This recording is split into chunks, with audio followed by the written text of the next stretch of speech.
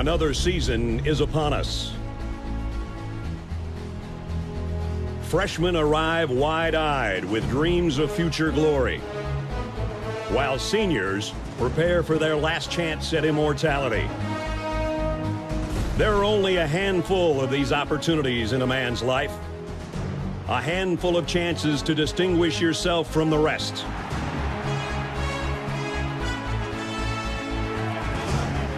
It's on these fields where history is made, where legends begin and heroes triumph. Traditions tell the story of what you represent, of those that forge the legacy you uphold. When you come charging out of the tunnel, 100,000 people will be watching your every move. How you respond to that pressure is what defines you. These are the moments that reveal your toughness, your determination, and your pride. The Roughnecks on the Sooner Schooner. Ralphie charging out of the gate. And Chief Osceola planting his spear.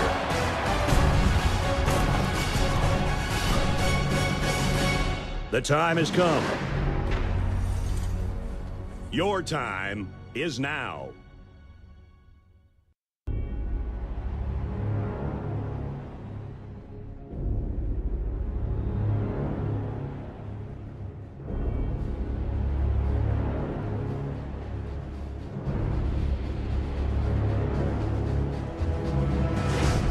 Another season is upon us. With the college football season officially kicking off in just 10 days, we continue the predictions here on College Football Red Zone Live tonight with the Big Ten. And who else to have alongside me than Shedeur Sanders and AT of Tampa 2 College Football.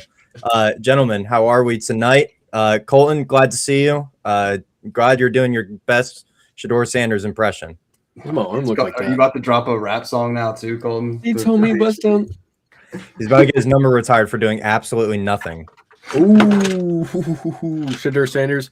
I'm sorry about these guys. I know you're watching. Don't listen to them. You're going to be the Browns starting quarterback by week 5. I'm just kidding. You suck. Wow, we're taking shots already. We're not even a full minute into the show, and we're already taking shots on someone who's not even in college football anymore. Yeah. But again, what? I was about to say, this isn't even our channel right now. You're right.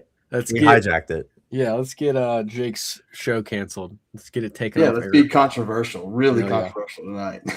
All right. You know what then? Say your most controversial thing you have right now. California goes 9-3 and finishes 4th in the ACC this year. Yeah, I keep saying your cryptic. What's their mascot's name? Bro. Oski. Yeah, you're cryptic. Non-ball over here doesn't know Oski. Are you one of the 100 cow burners that's been freaking 1,000%? I am the leader. I am the designated leader. I have taken all of them under my wing.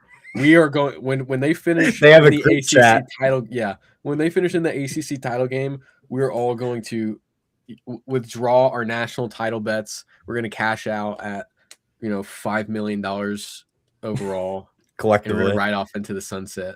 And Cal, I have a bunch of bookmarks. If Cal does end up winning only 5 games next season, then there's some Cal fans that got to do some crazy stuff. So, boys, here is another nickname that I've gotten: Reed Yapper. I've gotten P4 Jabroni. I've gotten Bozo. Reed Yapper. Add it to the list. Shout out to Howie. Shout out to Howie. Jabroni's the best. That's the best one. Shout out Howie Ratner for that one. Shout out Howie Ratner. But again, we have stuff to talk about tonight. We have the Big Ten predictions. We have mine, Colton, AT's, and Jake was kind enough to send us his as well because, this is his show at the end of the day. But we're just, the stewards for tonight. Oh, okay. I think Colton just had a nuke hit in his room. So he had to dip out. I just heard a bang, and then he turns the camera off. I have no idea what just happened, but again, we are going to be talking about our Big Ten predictions tonight. AT did preface before we hit live that he has a spicy hot take for the Big Ten. So I'm curious to see what you have in store for that. It was more of just a question to you guys. I mean, and it's thinking about the Big Ten versus the SEC. It's if you have a 9-3 Big Ten team and a 9-3 SEC team at the end of the year, who's getting in the playoff? That's it. I mean, I think the SEC team is going to end up happening. Texas comes to mind for me. I think they could lose that game against Ohio State, lose 2 tough games, and then end up making it at the end of the year. I think I would not be surprised at all if that happened. Colton, did you hit your foot again? No, but I did drop a giant heavy object on it earlier. So the other foot this time. Damn. Just completely the worst crippled. luck, man. Yeah, I'm just the worst luck. Injured report, man. Just the worst luck, like Cal going 5-7 this year. But Mm-mm. All right, but we are not talking about the ACC tonight. We are talking about the Big Ten, and unfortunately, I do not have the access to the Lord and Savior that is Adobe Photoshop. So you get stuck with Google Sheets tonight, my friends. Again, classic format as we do on the show. We go 1 to 18. We all give our projections of teams as we go forward. So I will start us off with my 18th ranked team in the Big Ten this season. I think we will be pretty consensus on this. I will have the Purdue Boilermakers in 18th, going 1-11 overall, 0-9 in conference play. I don't know why you just assume stuff, Reed. Because are we doing? Do you say a team and then we all say where that team is, or are we just going? Yeah, classic format. Then my brother from another. Then brother. You weren't even gonna let me get my points out about Purdue. Oh. I do. You just automatically saw my record. It was like, well, there it is. There it is. Yeah. Who's the real P4 jabroni? Had to leave on that one. Yeah, who's the real P4 jabroni? To talk about Purdue, I will not. You could probably tell me I will not spend more than 2 minutes on this. Barry Odom still a head coach. Went 2-10 in his first year, going into his second year. Worst turnover margin in the Big Ten last season. I don't expect that to improve. 20 of 29 portal additions from this team are from the Power Four. Returned 2 stars in the offensive line. Okay, Ryan Brown is back at quarterback. He's nothing special. Retained both coordinators. Again, nothing crazy there either because they were abysmal last year. I think Barry Odom, if he's not fired this year, will be fired by next season. Purdue, dumpster fire holistically, one of the worst Power 4 teams in the country. I have them finishing in last place. AT, do you want to step in since I don't know what Colton is up to? Yeah, that's fine. Yeah, I'll same. I'm just gonna echo everything you just said pretty much. I like Barry Odom. I think he's a fantastic coach. This is where I've got Purdue too, is dead last in the conference. I do like Barry Odom a lot, but I don't see it this year. He's all sold on Ryan Brown, says that's his guy, but it wasn't great last season. We all saw that. They do get a receiver back, Denylon, that was out last season. He was hurt with injury at the beginning of the year. He was supposed to be one of their top guys. So it'll be good to see him. They bring in Asad Wasim, who's somebody I do want to mention. He's a really good player out of FAU, I want to say is where he came from. Yeah. I think they will have a better receiving core. It seems like they've kind of added some talent there, but a lot of questions on the line and just don't see them winning more than a couple games. I got them going 2-10, 0-9 in conference. Yeah, and the biggest thing for me with Purdue, and you touched on it just for a second, is the trenches. I think the trenches for this team are going to be absolutely abysmal. I mean, gosh, I also can't even type. That's how bad Purdue is. They make me not able to type.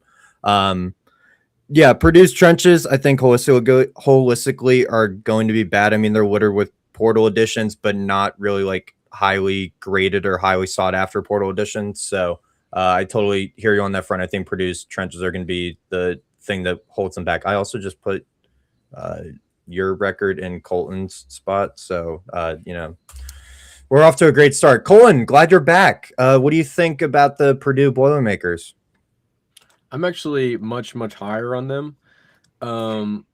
Not for any particular reason other than pure narrative. I personally really like the additions they've made at running back, including a guy in fame, Ijiboye from Minnesota last year, who was highly sought after in the transfer portal, despite not racking up 100 carries last year. He showed a lot of promise in that Minnesota offense.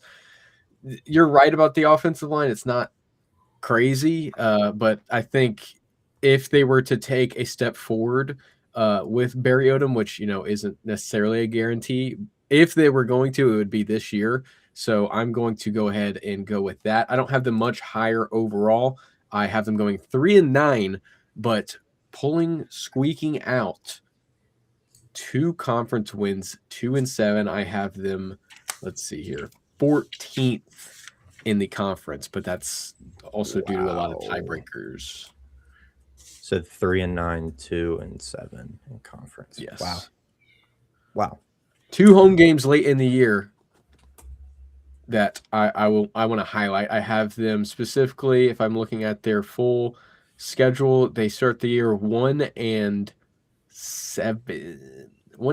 and then finish 2-2 in the final 4 games. So they get 2 games at home late in the season, Maryland and Wisconsin.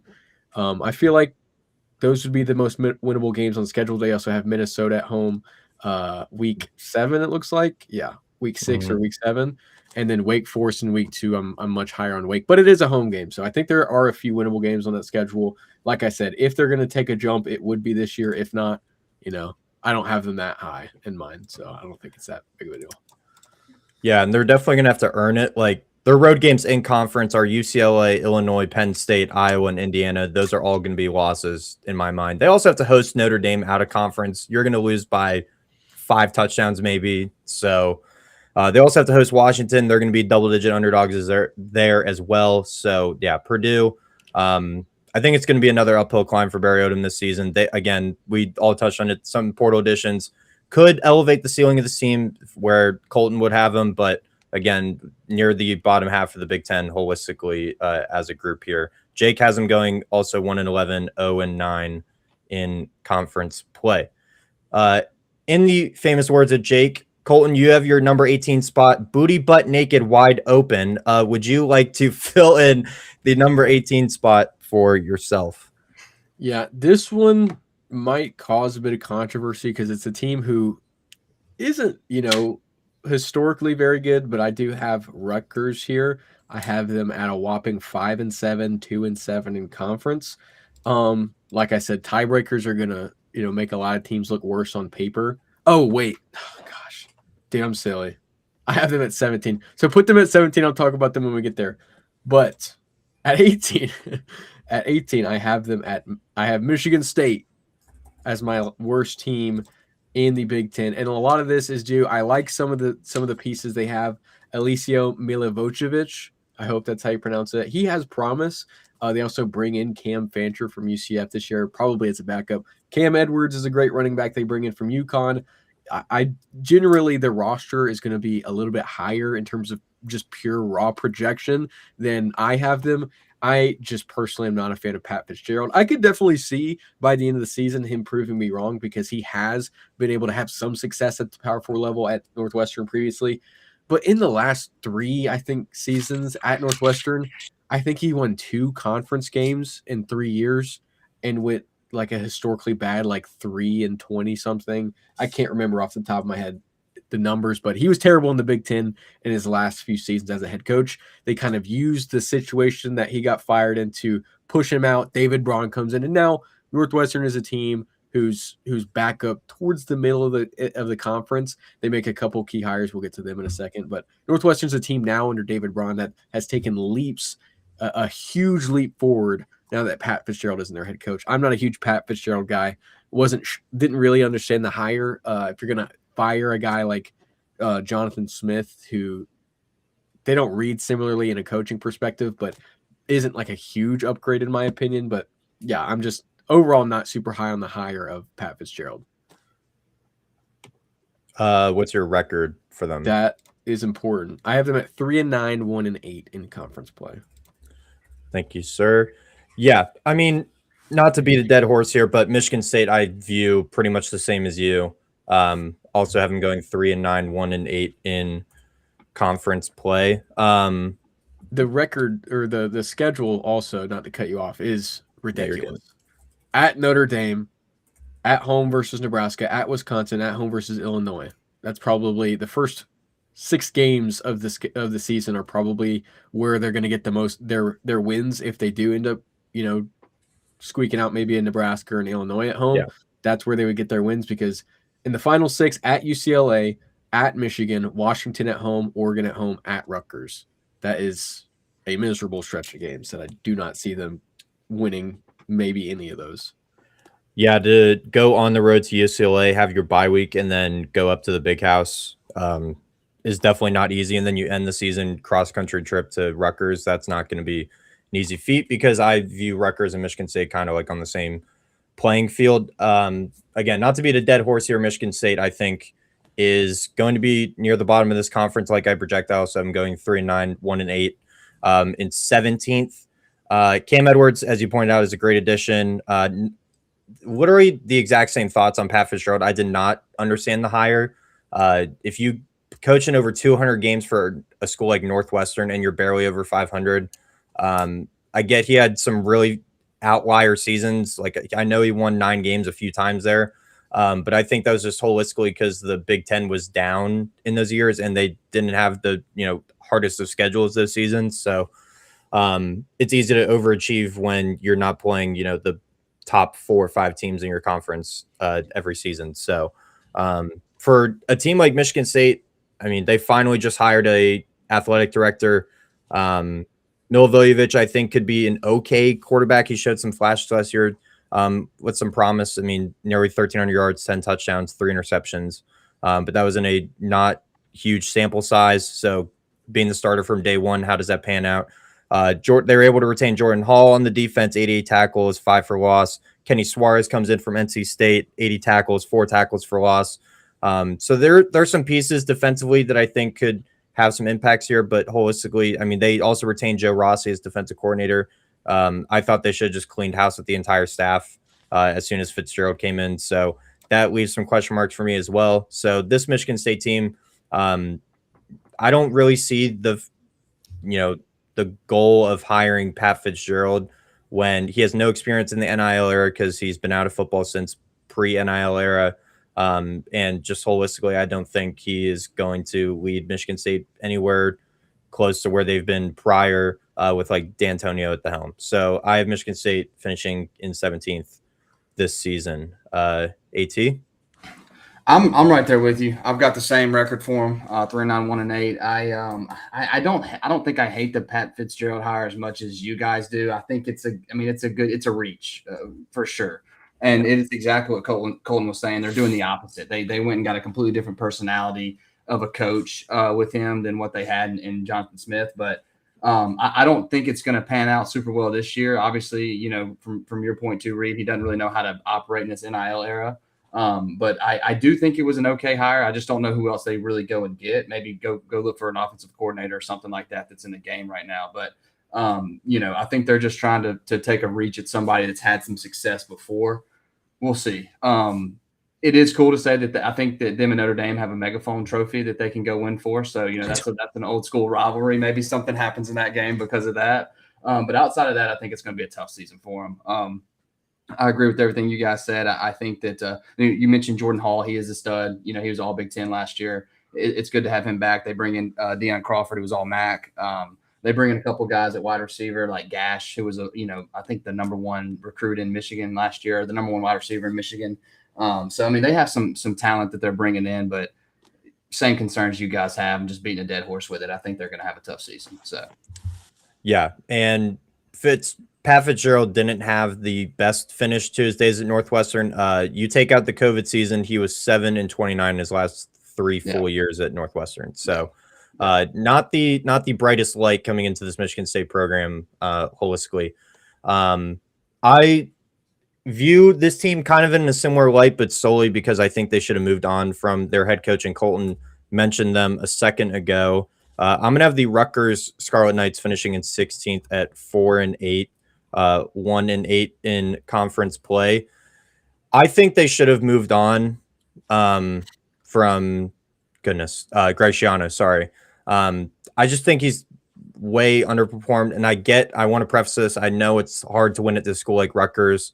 New Jersey is not the ideal place for a college kid to want to go to, and I understand that. So it's hard to win at Rutgers. It's hard to recruit high-level talent there. But, I mean, he's had some standout players the last few years, namely like a KJ Duff, who he's able to retain this year, Antoine Raymond, who's a great running back, potential top 10 running back in the entire country, able to retain him. And Colton helped me, the guy that went to Cal. Ian Goodness. Strong. Yes, Ian Strong. Him and Duff last year were amazing for a really underperforming Rutgers team. They bring in Dylan Lonergan, a quarterback from Boston College, was okay. I mean, his stats, I think, are a little better than how he actually played on the field. And I mean, he didn't really get, full, how do I want to say this? I think there's a lot of upside from him just solely because he did play at Bama. He was initially recruited to Bama, so he has that raw upside potential of, being a quarterback playing at that level. But I mean, if you're transferring out to Boston College and then to Rutgers, I mean, you're on your third school. That says something about you. In my opinion, Clay Thevenin added at running back from Louisiana Tech, I think is a good, secondary punch to Raymond when he can't go every play. And again, I mentioned KJ Duff on the offense, Ty Anthony Morris, Cadge Sanders, Abram Wright. So there's some players defensively that could perform well, but I mean, they bring in new defensive coordinator, Travis Johansson. Kind of some questions about that. I don't know how you guys feel about Johansson coming in as defensive coordinator. It potentially could elevate the ceiling of this defense, but it's kind of a wait and see, in my opinion. The defense is littered with portal additions as well. So how does that mesh? I think if they were to outperform my expectations, I think it's solely because, they win some of the close, swing games that they have on their schedule. I mean, they have Maryland and Northwestern back-to-back on the road early in Big Ten play. At Wisconsin is a massive swing game, Michigan State at the end of the season. So there's a chance that they go bowling if they, win some of those swing games in conference play. But I don't see that happening, in my opinion, for Rutgers. So I have them finishing 16th at 4-8 and 1-8. Yeah. You talked about Johansson. I'm actually super high on him as a defense coordinator. I am honestly a little bit lower than maybe my heart wants me to be on this Rutgers team because I do think they have plenty of talent on paper. And for the coaching, like I said, Johansson, he started off he started at South Dakota State because he comes from South Dakota State, who's the head coach there last season. He started off as a defense coordinator there, and he put together some great defenses at South Dakota State. Or was it South Dakota? I can't remember.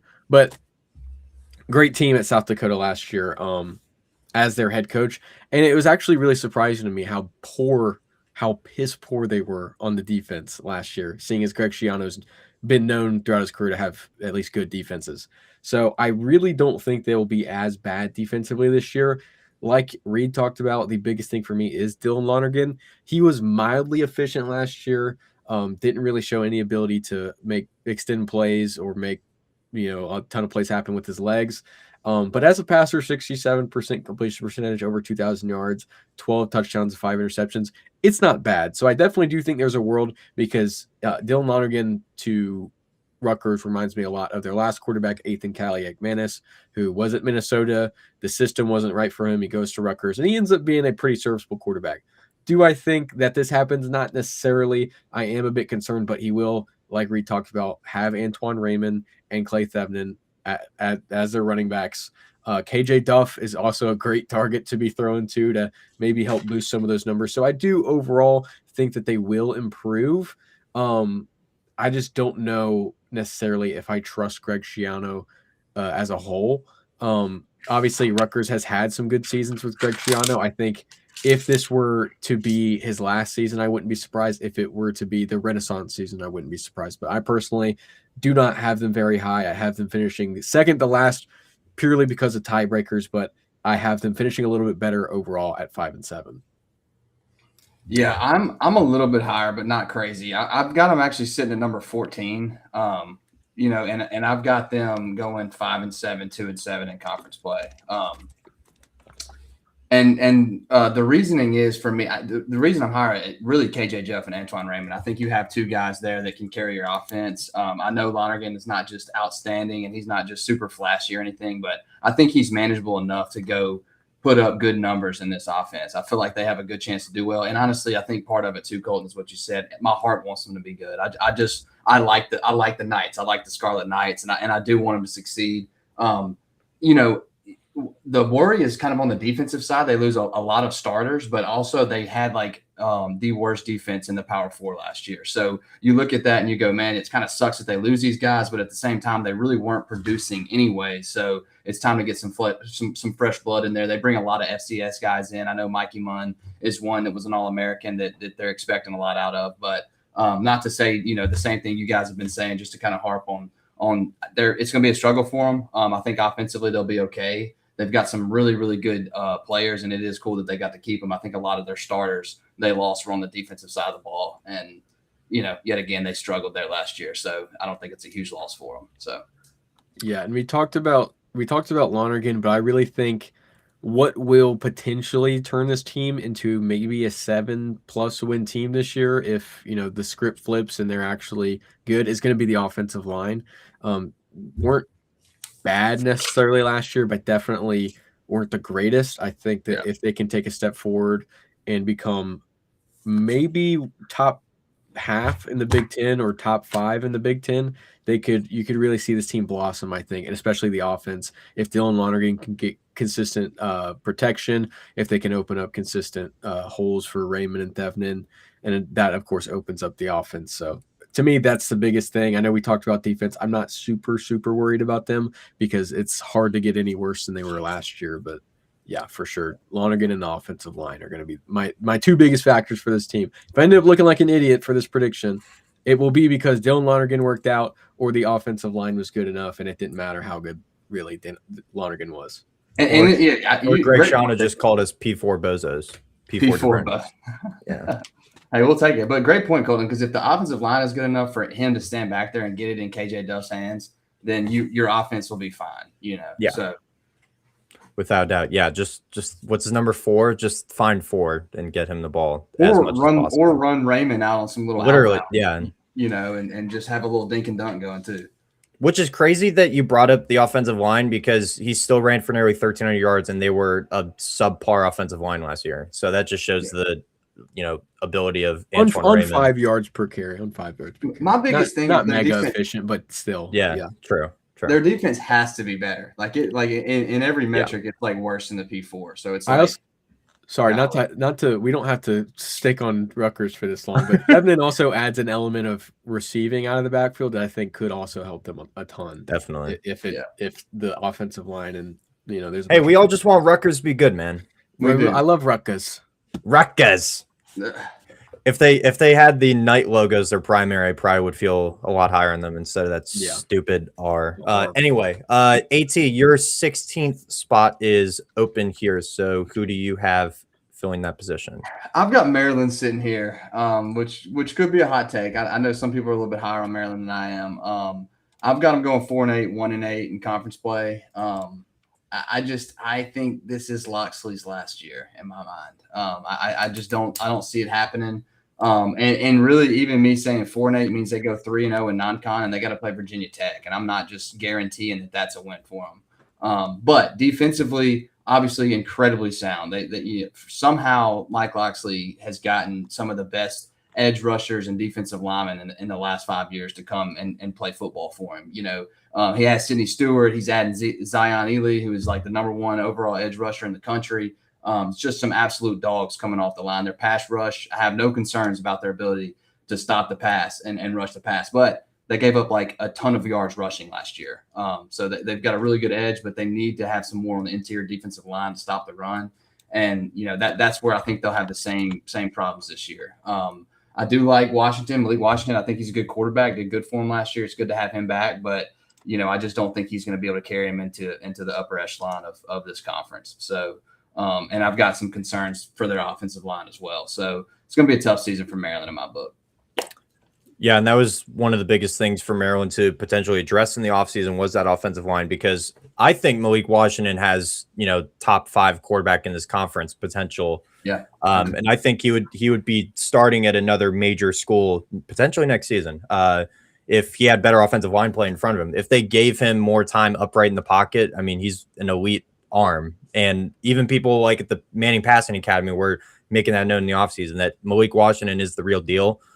He just needs, capable playmakers and an offensive line around him to be able to make that happen. So They bring in Naheem Abdul-Rahim Gladding to this receiver room, comes in from Old Dominion, nearly 700 yards receiving. That could be a big addition. Chris Durr also comes in at receiver, nearly 500 yards receiving last year for him. So they added a couple weapons alongside him, but again, I align with you there, AT.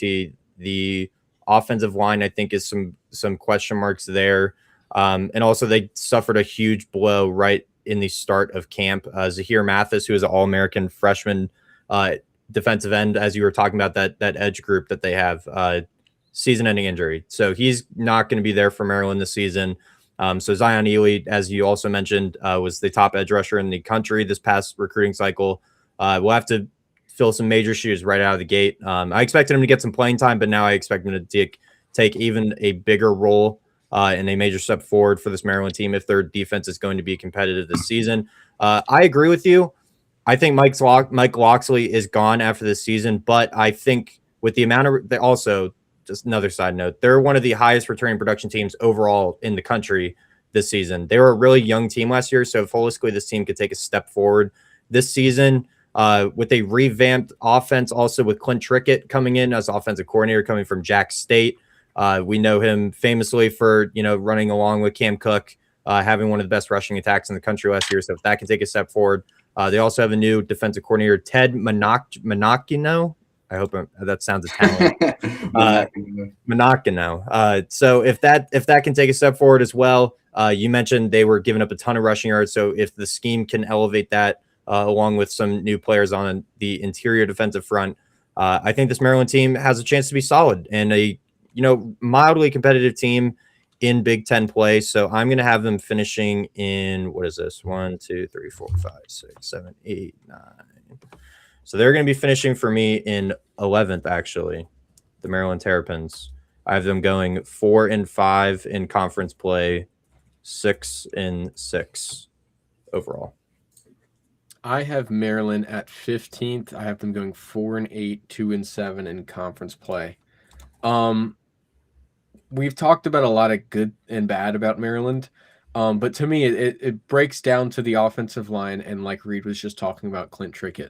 Clint Trickett is a good hire on paper because you look at Jacksonville State's offense last year, it's one of the best offenses at the Group of 6 level. They had Cam Cook. They ran the ball 100 million times, and they were very good. But he was also the quarterback's coach on top of being the offense coordinator. I don't necessarily think they were phenomenal in terms of quarterback play last year. I don't know about him with the pairing of Malik Washington. That, and they also ran the ball statistically 5th most. Let me take a look here.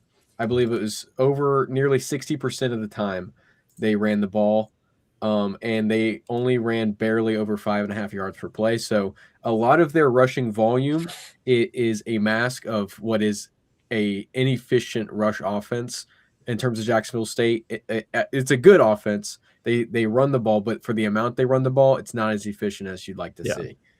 So I really don't. I have my what's the word? I'm not sure about Clint Trickett at offense coordinator. A lot of people are saying that's a home run. I don't necessarily believe that. Malik Washington is going to be the speckling sparkle of sunshine on this pile of dog shit that is Maryland's offensive line. Like you said, that on the defensive line, they have some talent to work with. They lose Zahir Mathis, like you said. They could have a couple key playmakers on defense, but they were just not good situationally last year. And ultimately, all of this comes down to coaching. Coaching last year, they were not good. And I know they bring in a new offensive coordinator, they bring in a defensive coordinator, but in terms of who is running this team, the biggest issues with this team last year weren't with, yeah, there you go. The worst issues with this team weren't from a personnel standpoint, it weren't from a roster standpoint. It was from a Mike Locksley standpoint. I'm fully out on Mike Locksley. Like I think we've said, Mike Locksley should be done here. Malik Washington should go to a real football program where he won't be forced to throw 470 times, which is killing his efficiency. I think him having to be a superstar on this terrible offense is doing more harm than good. in all honesty. You really, really need Maryland to have a bad year now. That's all I got to say for that clip alone. Yeah, you kind of need Maryland to be terrible this year now. They got to be bad. I have 4-8. If they're better than 4-8, it is what it is. I don't know. Are Maryland fans going to be mad at me? I haven't spoken to one Maryland fan this entire offseason. Speaking of Maryland fans, I actually had one today comment on because I posted my ACC final projections, and I had a Maryland fan comment that they're going to beat Virginia Tech by 50. Okay. I'm sure. And then I just replied with James Franklin being 6-0 against Mike Locksley all time. So Mike Locksley's just not a good head coach. I mean, he's a great recruiter. Great recruiter, terrible head coach. Yeah. When people talk about car salesmen, like Lane Kiffin's a car salesman, whatever. He also dresses like one. Fair, but you can't make that argument for any head coach that wins football games. Mike Locksley is the definition of a used car salesman.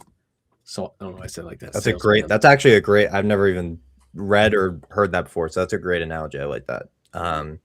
Jake is in a similar light to me. He has Maryland going 6-6, 3-6 in conference play. So by that estimation, Jake actually has Maryland beating Virginia Tech because he has all their losses in conference play. No.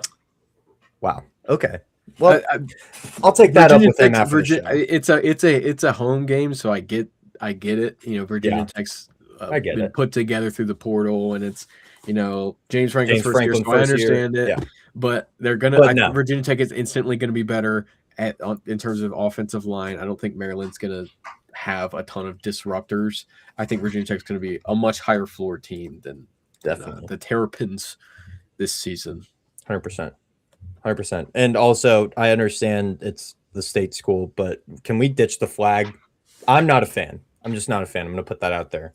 But so that's Maryland. Colton, you have your 16th spot open if you would like to fill that position. This one hurts me as well because I really like what David Braun is doing at Northwestern. I do have them 5-7, 2-7. Like you see, there's a log jam of 2-7 teams towards the bottom of this conference in my estimation.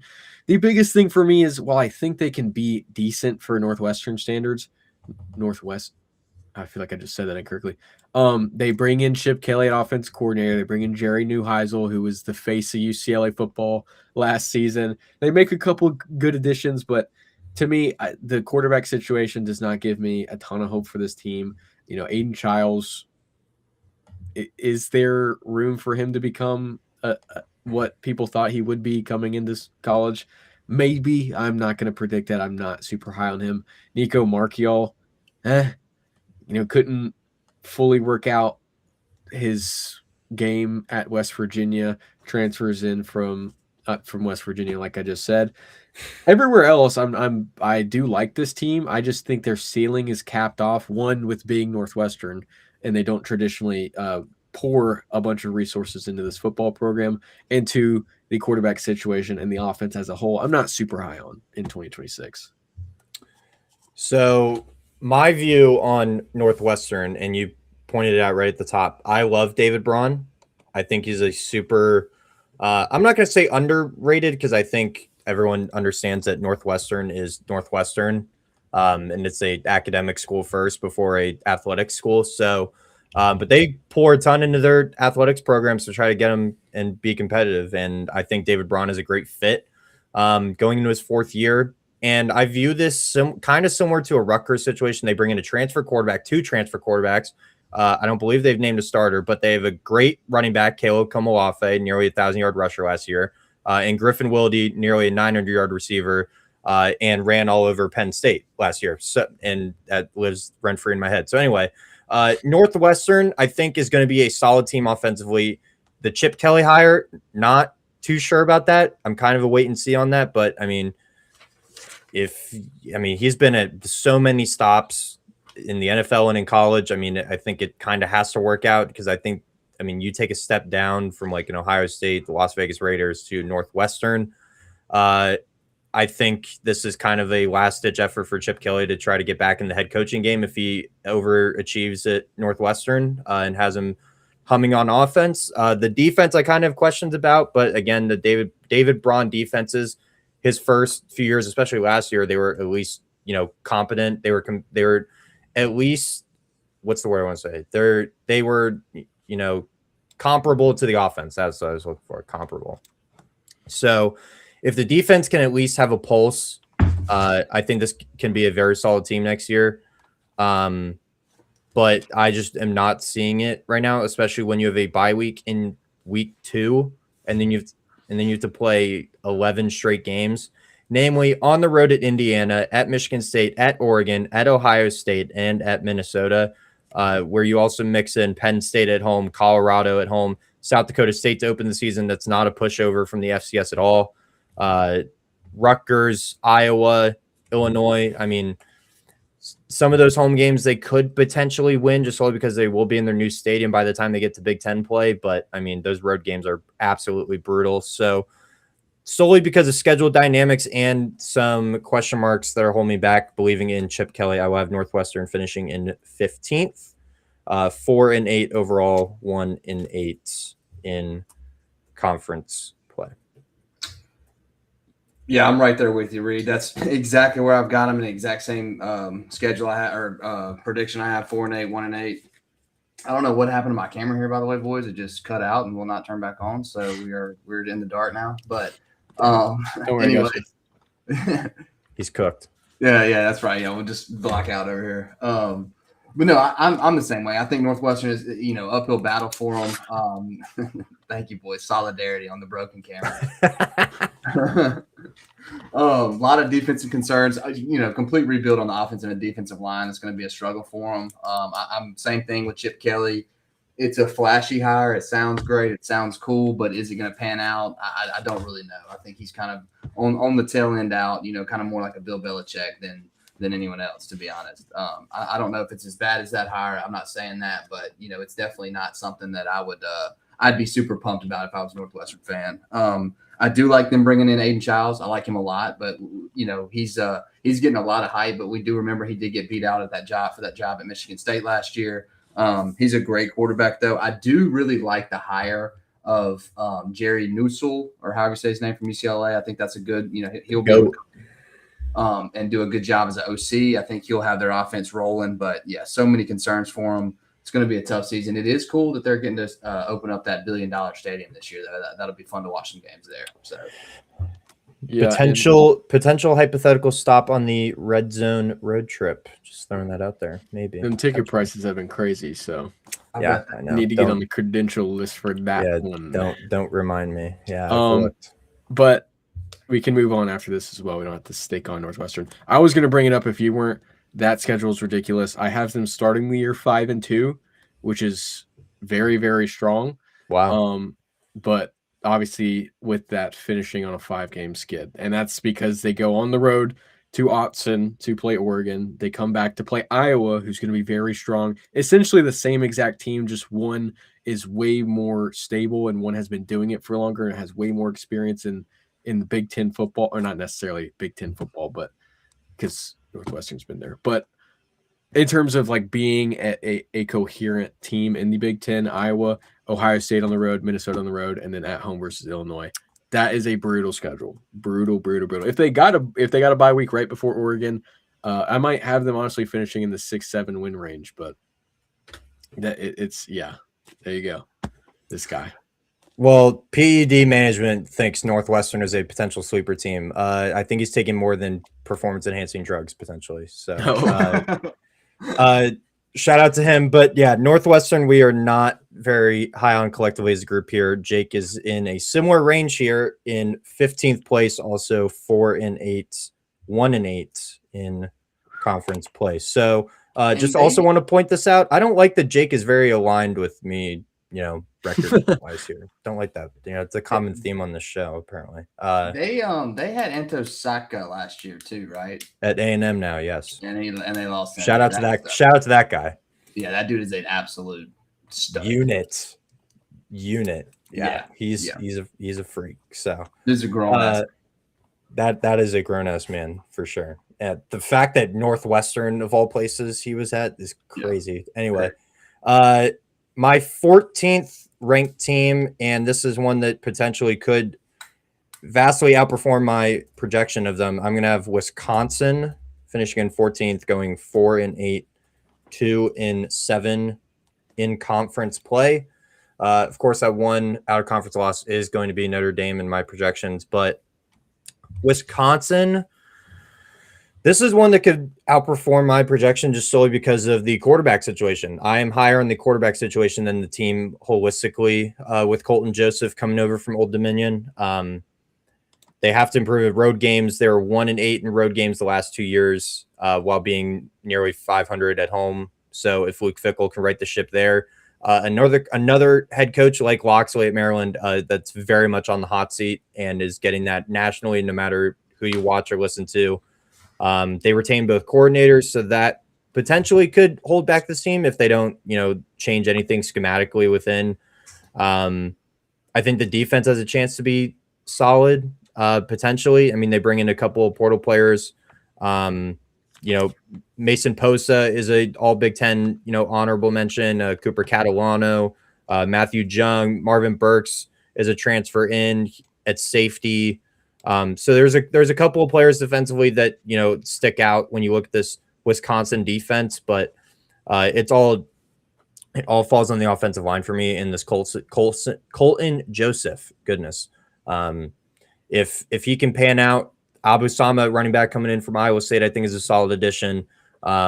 It's all on Colton Joseph's shoulders, in my opinion, though. If he replicates what he was doing at Old Dominion last year, if he can elevate that play to the Big Ten, I think this Wisconsin team could potentially fight for a bowl game. But I don't see that happening. I don't see Luke Fickell retaining his job, unfortunately. I still think he's a good head coach, but they didn't invest early enough in this program to give him the necessary resources, the NIL funding, stuff like that. So Wisconsin, I've going 4-8, 2-7 in 2026.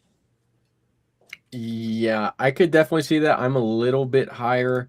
Let's see here. I have Wisconsin 12th at 5-7 and 3-6 for a lot of the same reasons you pointed out, Reed. I really like Colton Joseph. To me, the offense doesn't need to necessarily become good. I think this defense was fine enough last year to where if they are at least as good as they were defensively last year and then become not awful on offense, which I think they very well can be, like you said, with Colton Joseph, who I have concerns about as a passer. I mean, I would be okay with him throwing under 250 attempts on the season and running the ball if he's going to get a 6.5 yards per carry like he did at Old Dominion. Wow. And then Abu Sama, like you talked about at running back. I think if this offense is maybe even below average in the defense as good like it was last year, they could sneak up towards 6, 7, 8. You can't avoid the sequence of those numbers. It's impossible. But I think that this team could be good because defensively, let's take a look here. I had their schedule from last season pulled up. They had a very, very rough start to the season.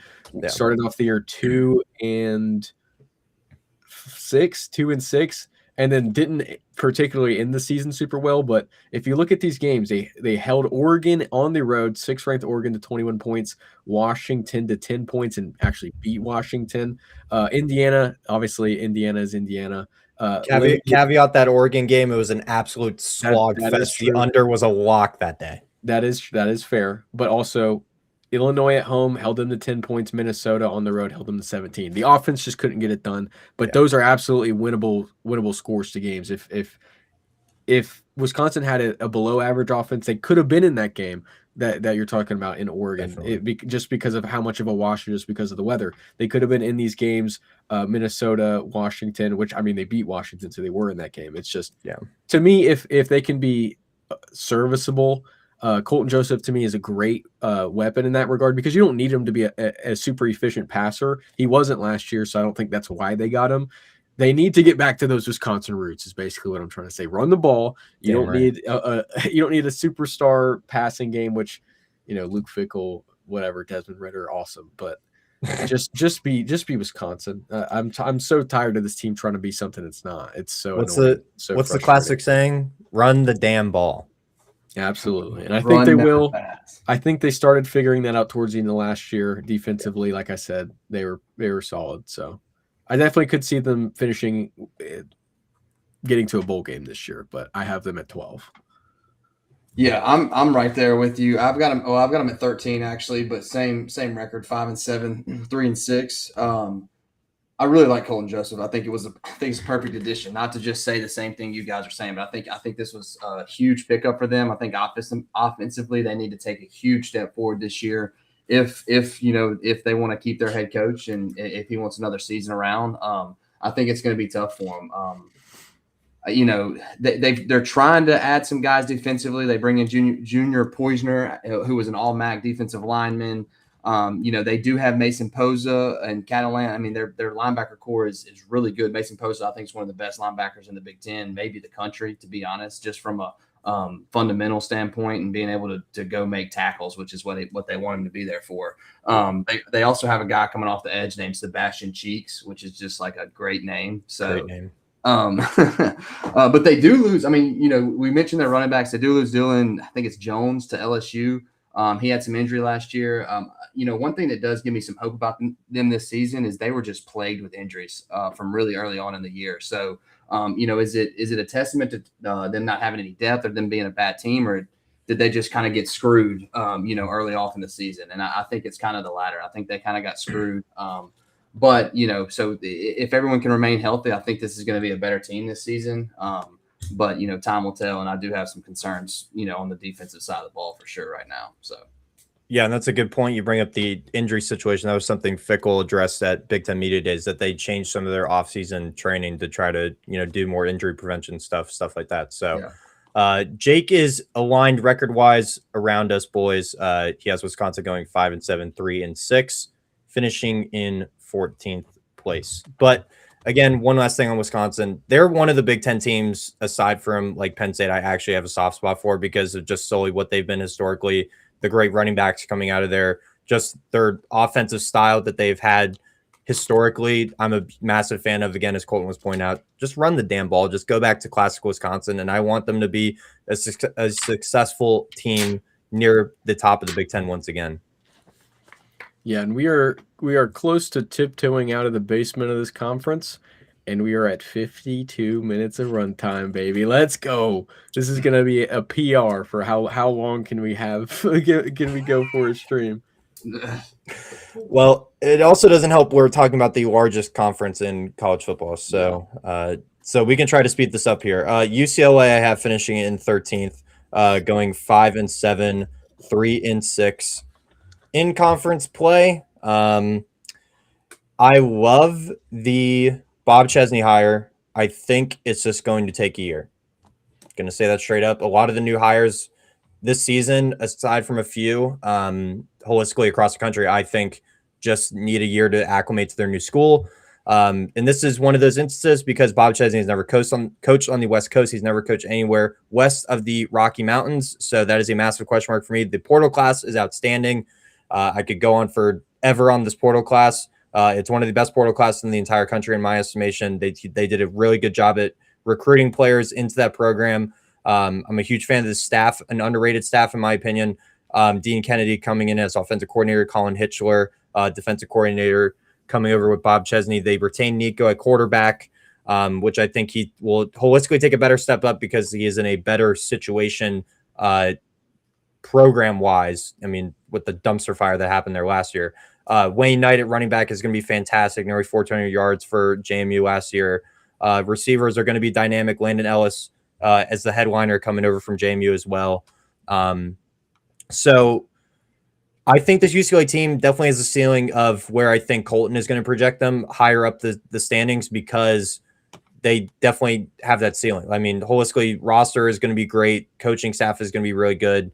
There's some schedule dynamics I think that don't work well. Like week 4, they have to go on the road to Maryland, come back for a bye week, and then go up to Eugene to play Oregon. That's not good. They have to play Cal out of conference, who Colton obviously is really high on. They play 3 straight home games in the middle of the season: Wisconsin, Michigan State, Nevada. I think they have to win all 3 of those to be able to have a chance of going bowling. So this UCLA team, I definitely could expect out projecting my estimation of them, but I'm going to put them in 13th. for now. Yeah, I like UCLA. I'm a little bit higher on them. I've got them in 11. I think that they do go bowling this year. I think they win 7 games, four in conference, go 7-5, 4-5. I think they beat Cal first week for sure. That's a guaranteed win. No doubt about it. They're going to go and they're going to be the best team in California this year, I think.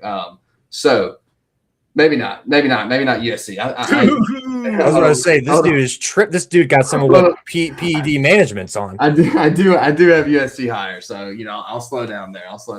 But no, I think I love Bob Chesney. I think he's a fantastic coach. I'll keep it short and sweet too. Obviously, got Nico back, great quarterback, kind of a head case outside the game, but man, he can perform when he's got a good offensive coordinator, coaching him. They're doing their best defensively to bring in some guys. They kind of just reloaded. They do bring in some good P4 guys. Sammy Omosigo from Oklahoma was a dog. Anthony Saka from Notre Dame. And obviously brought some more guys from JMU with them.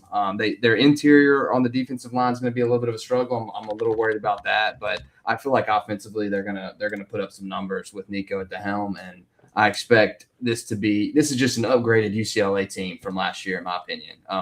And so I'm not thinking they're going to take the conference by storm, but I think they're a good, a little bit over middle of the pack team. So yeah, and my opinion on UCLA is going to be a little bit of hodgepodge from what you guys have said. I have them going 7-5. I have in Bob Chesney's first year as a Big Ten head coach, they're going to go above 500 in conference at 5-4. Partially because I think the schedule is really favorable. Obviously, like we talked about, Cal opening up in week 1, I have that as a loss, but then 2 straight home games. Their hardest games of the season are going to be Cal on the road. It's going to be Oregon on the road. It's going to be Michigan, and then USC at home, which, funnily enough, you talk about the best teams in California. I have UCLA pulling off that upset at home, believe it or not. But even if they don't, that would put them at 6-6, 4-5, which is not far from what AT had. I think this team is very strong offensively. Defense is going to be the biggest question, obviously, like we've said so many times already about this team, but James Madison was one of the most efficient running teams in the country last year. Wayne Knight, like you talked about, not only as a runner, but as a pass catcher out of the backfield, was absolutely phenomenal. Nearly over 6.5 yards per carry. Almost at 7. It's a little bit disingenuous, but over 6.5 yards per carry and 9 touchdowns, an extra touchdown receiving the ball. The offensive line was pretty solid when it came to the ground game. UCLA in its own right last year wasn't bad at running the ball. Nico Iamaleava is a big factor in why they were so good at running the ball, over 4.5 yards per carry at quarterback. Not much more you can ask for from the quarterback position from a guy who's like 115 pounds. But UCLA, I think, with Bob Chesney, we talk about him never coaching in the West. I think that matters more for recruiting. I'm not super worried about him from a coaching philosophy standpoint. Yeah. Especially because I think his offense is very good for what will work in the Big Ten. So I'm super high on this team. Obviously, super high. 7-5 isn't world beaters, but I definitely like this team a lot. I think they will be one of the better rushing units, at least one of the more. I won't say one of the best, one of the more underrated rushing units in all of the Big Ten this season. Where's that finish? Let's see. I have them at 9, so inside the top 10. There you go. Congrats, Bob Chesney. That's a great first year. It is. I'm super high. If you cannot tell by my schizophrenic ramble how much I love these people. Unfortunately for you, Colton, you're not standings wise, you're level on this, but record wise, Jake has you beat.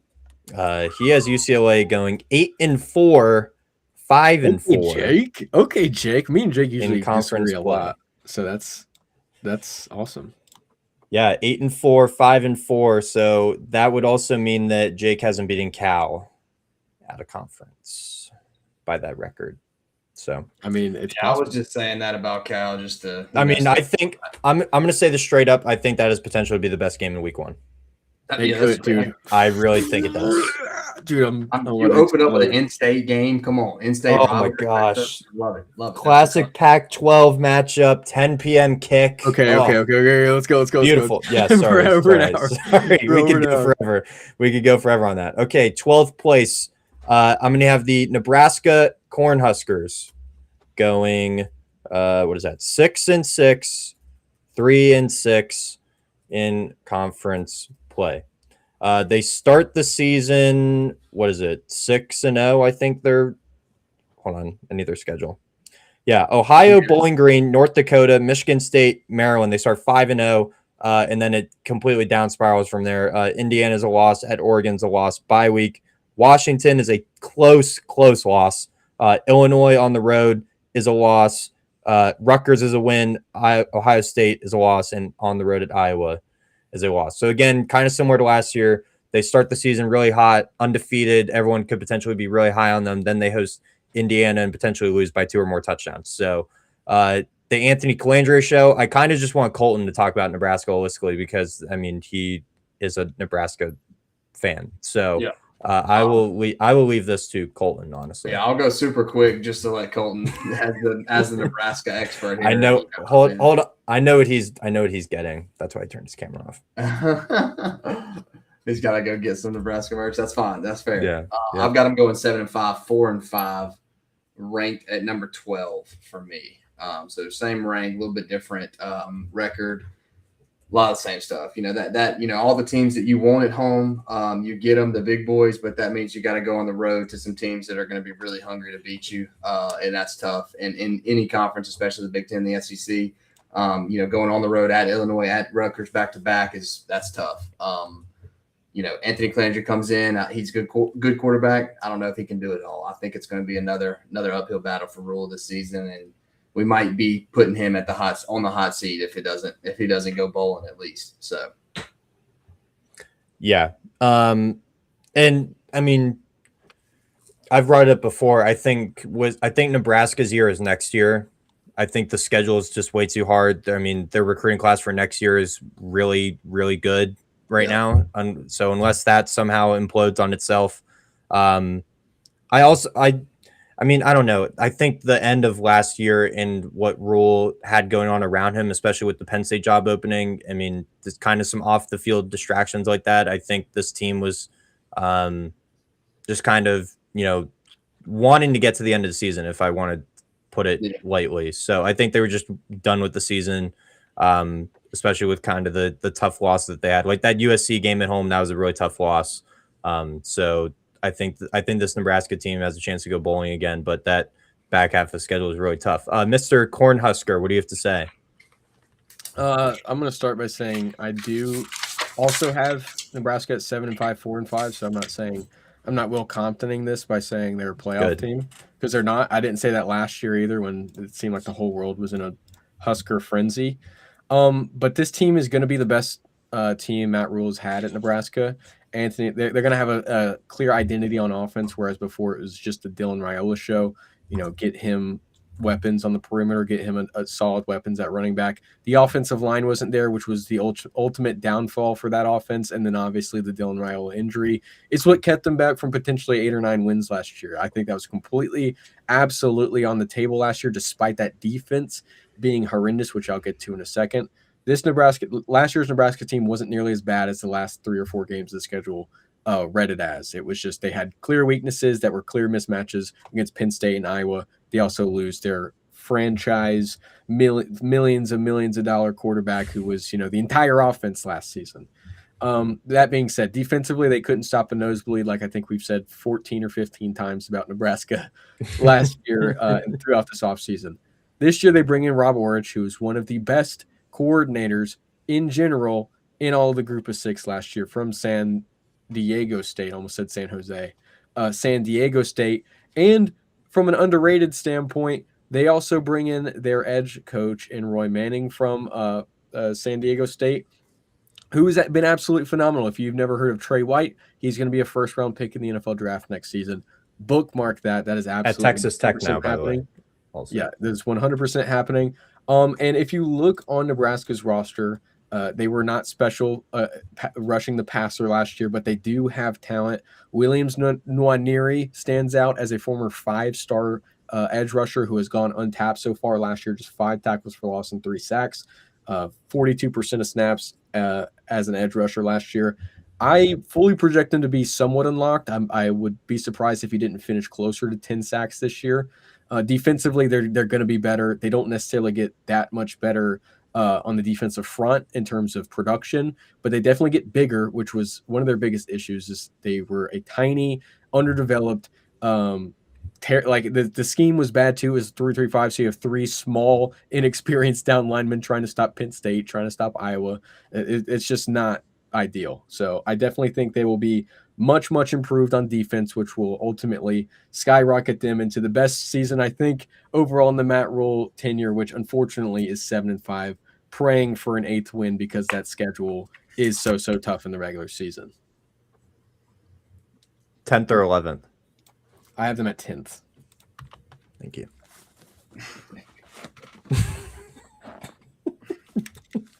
Just hearing him get up to take his hat off is hilarious. Freaking mic moving. Oh my God. Thank you, Mr. Nebraska. Thank you for showing up once again. It's a pleasure always having you back. Jake has them also in 12th, like me, going 6-6, 3-6 in conference play.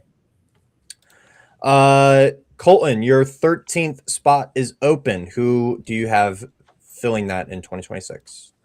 This is where I'm going to have the Minnesota Golden Gophers, which might come as a surprise because I think Minnesota is actually a very strong team in this conference. If I'm going to be badly wrong about any of these teams, I would not be surprised if Minnesota is the team I'm just way off, because they do have what so many teams in this conference envy, which is a pure game wrecker on the defensive line in Anthony Smith. They also have TJ Bush Jr., who is very good on the opposite edge. I think their defense is going to be strong. That they return Darius Taylor, who was injured for a lot of last season.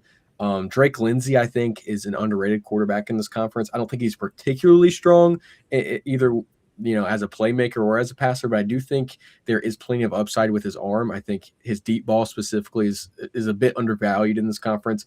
I'm relatively high on this team, but then again, the schedule is also really difficult. I have them, like I said, 13th, and where is it? I believe it's 5-7, no, 6-6. I have them at 6-6, 3-6 in conference at number 13. And the only reason they're 13 is because on the road I have them losing in that Paul Bunyan-Axe game against Wisconsin. I agree with all the points you said about Minnesota. A little higher on them. I have 7-5 overall, 4-5 in conference play. I've said this before, and I said this in my Big Ten preview on my channel, that I think PJ Fleck is just reaching a ceiling. I think he's topping off. That doesn't sound right. I think he's capping out at what his potential is at Minnesota. Again, they have great players around that program. Darius Taylor, Anthony Smith is one of the best edge rushers in the country. Drake Lindsey, I agree, Colton, is probably one of the more undervalued quarterbacks in the Big Ten. I personally wouldn't have him in the top 10, but definitely has a ceiling of being a top 6 quarterback. I mean, even some people were projecting him as a potential first round pick when he does come out. I don't know about that, but he might have that upside. I just got to see another year of it. Receivers, I kind of have some questions about. Not a ton of, solid, true production out of the receiver group around him.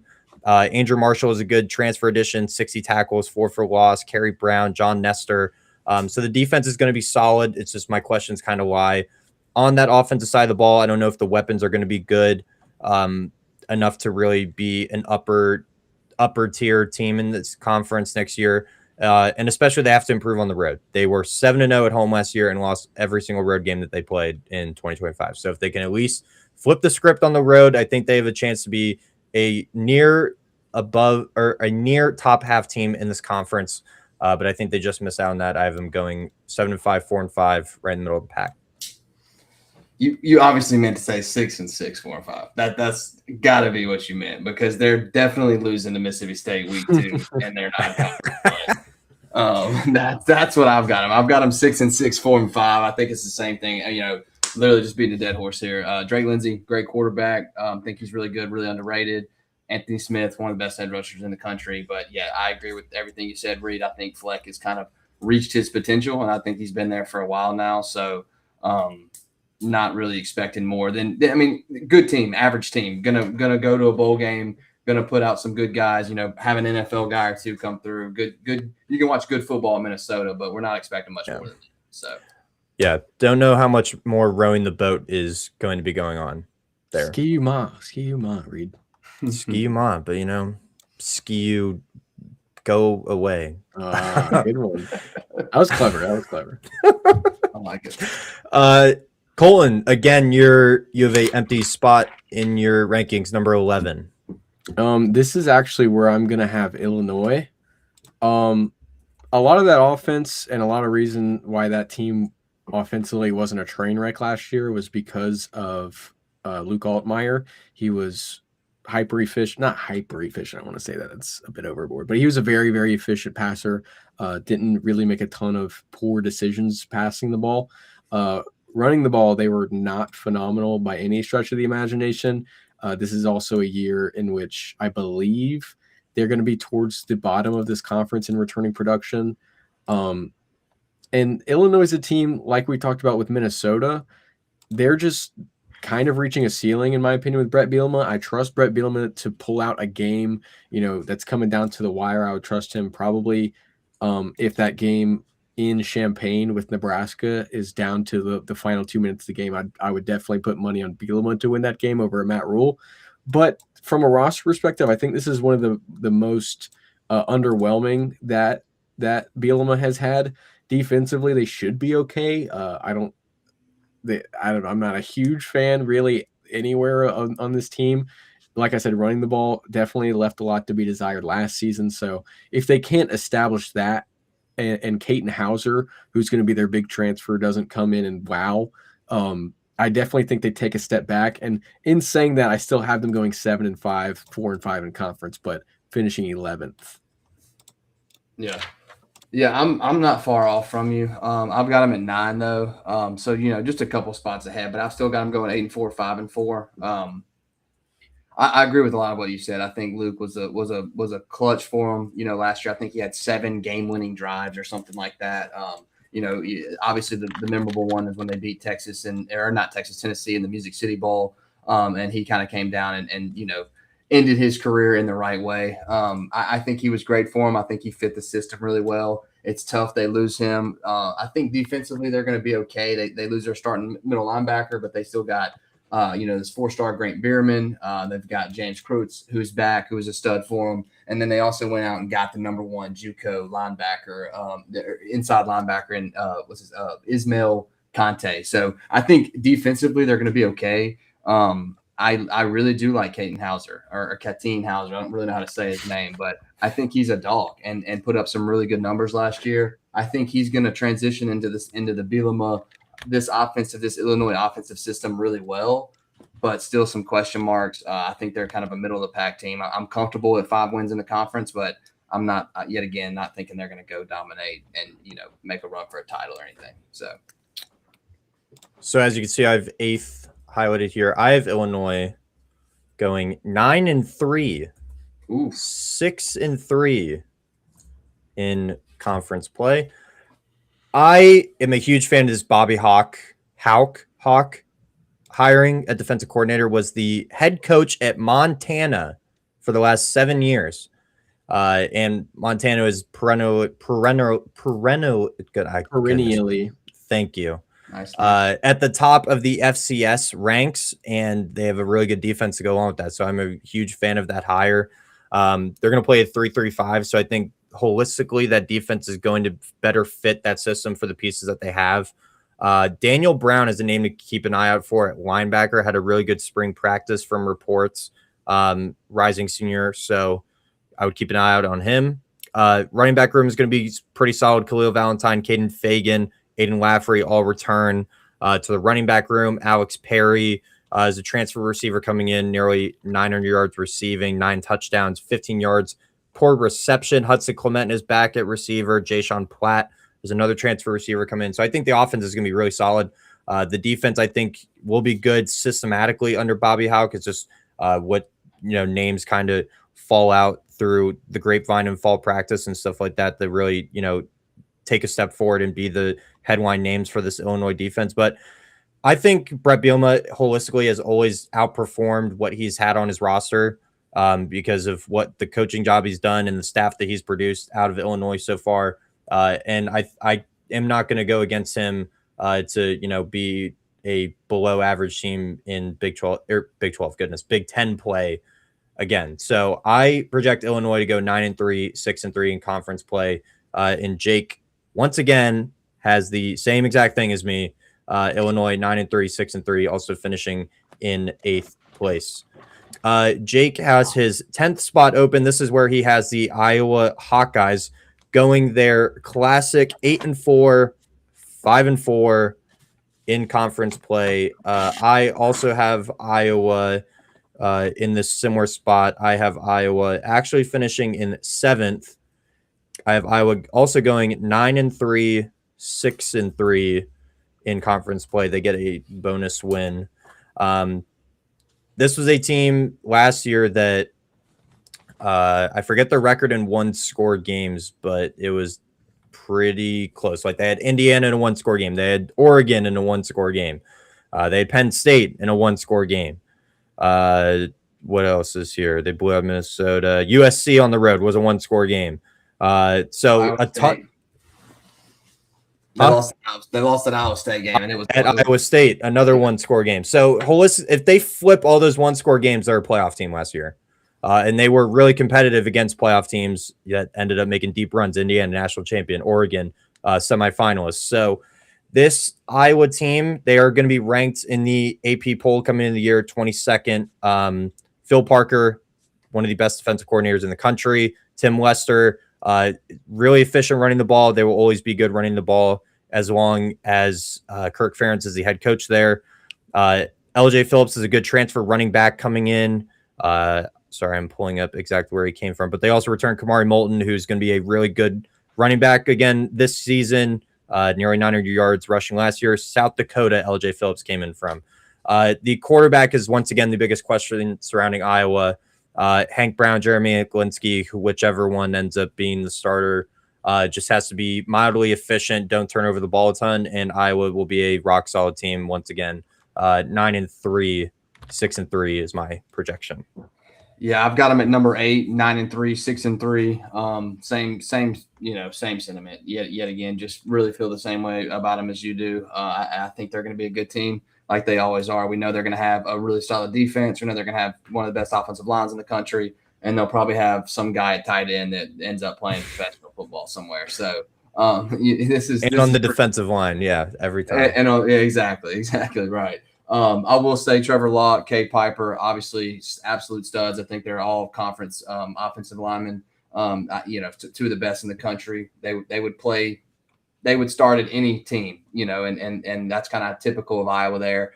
Just concerns about the quarterback. We don't know. We think Hecklinski is the guy. I think he could be good, has a good ceiling, but time will tell. 9-3, 6-3. I think this is going to be a good Iowa team. I don't expect them to win the conference, but I expect them to compete with the best in the conference. So, to me, this Iowa team reads closer to what it did in 2024 than it does what it did in 2025.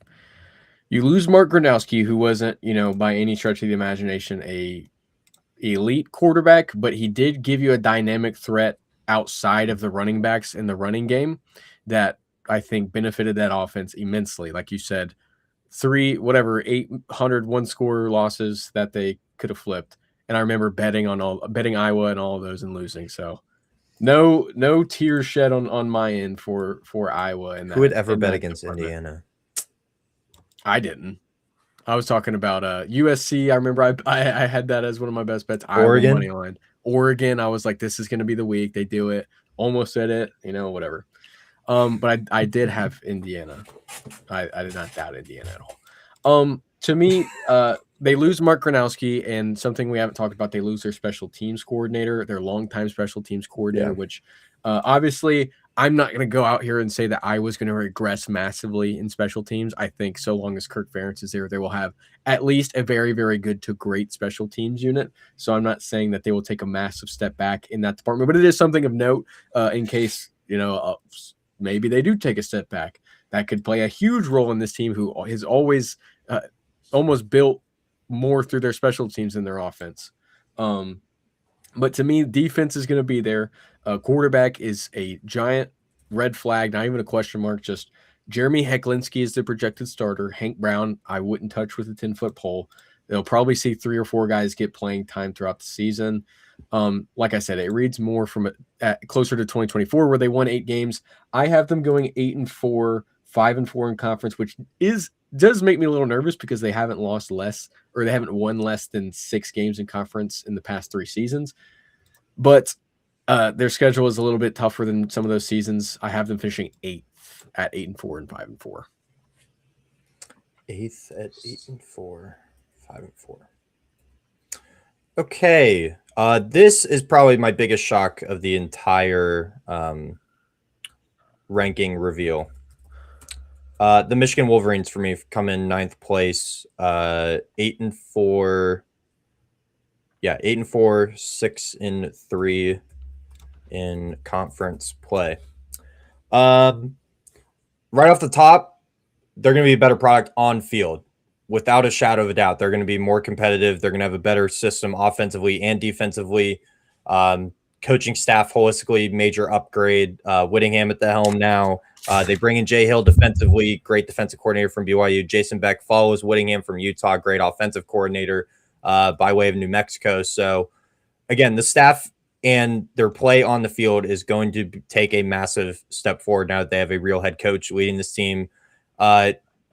I mean, the only question I really have is Bryce Underwood. I got to see it to believe it for him to take the step forward finally, and for him to really show what he was in high school.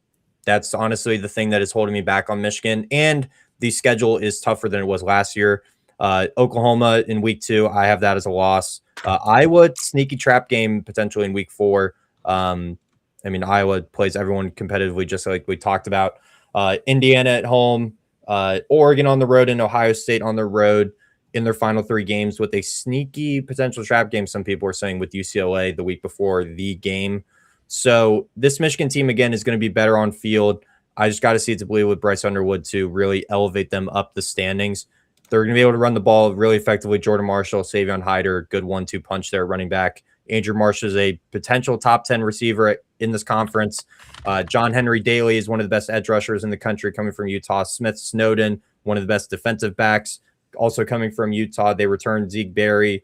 So there are pieces for this Michigan team to compete near the top of this conference once again. I know one of us here has them very high up in the standings, and they definitely have that potential. Again, Bryce Underwood's my only question mark here. So 8-4, 6-3 for the Wolverines. You can go ahead and copy that exact same record and just put it at number 7 for me. I'm right there with you. I think John Henry Daly, all conference guy for me. I think he's one of the best defensive linemen. I think the hire was great, especially with the timing of it. I think that they literally hit a home run getting Whittingham when they did. A lot of good things to say about Michigan. Don't know what to think about Bryce Underwood. He's got to take a step up for me.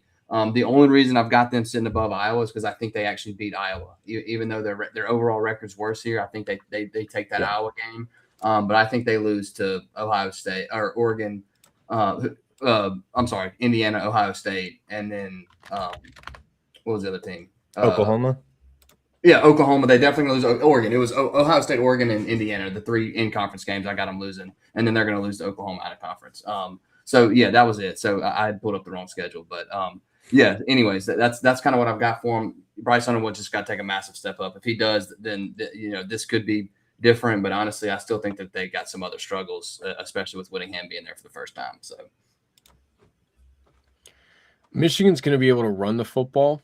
I think just from that alone, they'll be one of the better units in all of the Big Ten. They bring back Jordan Marshall, who I think could honestly finish as an All-American running back this year if all goes well. They have one of the better offensive lines. They're going to be one of the more talented teams overall in the conference.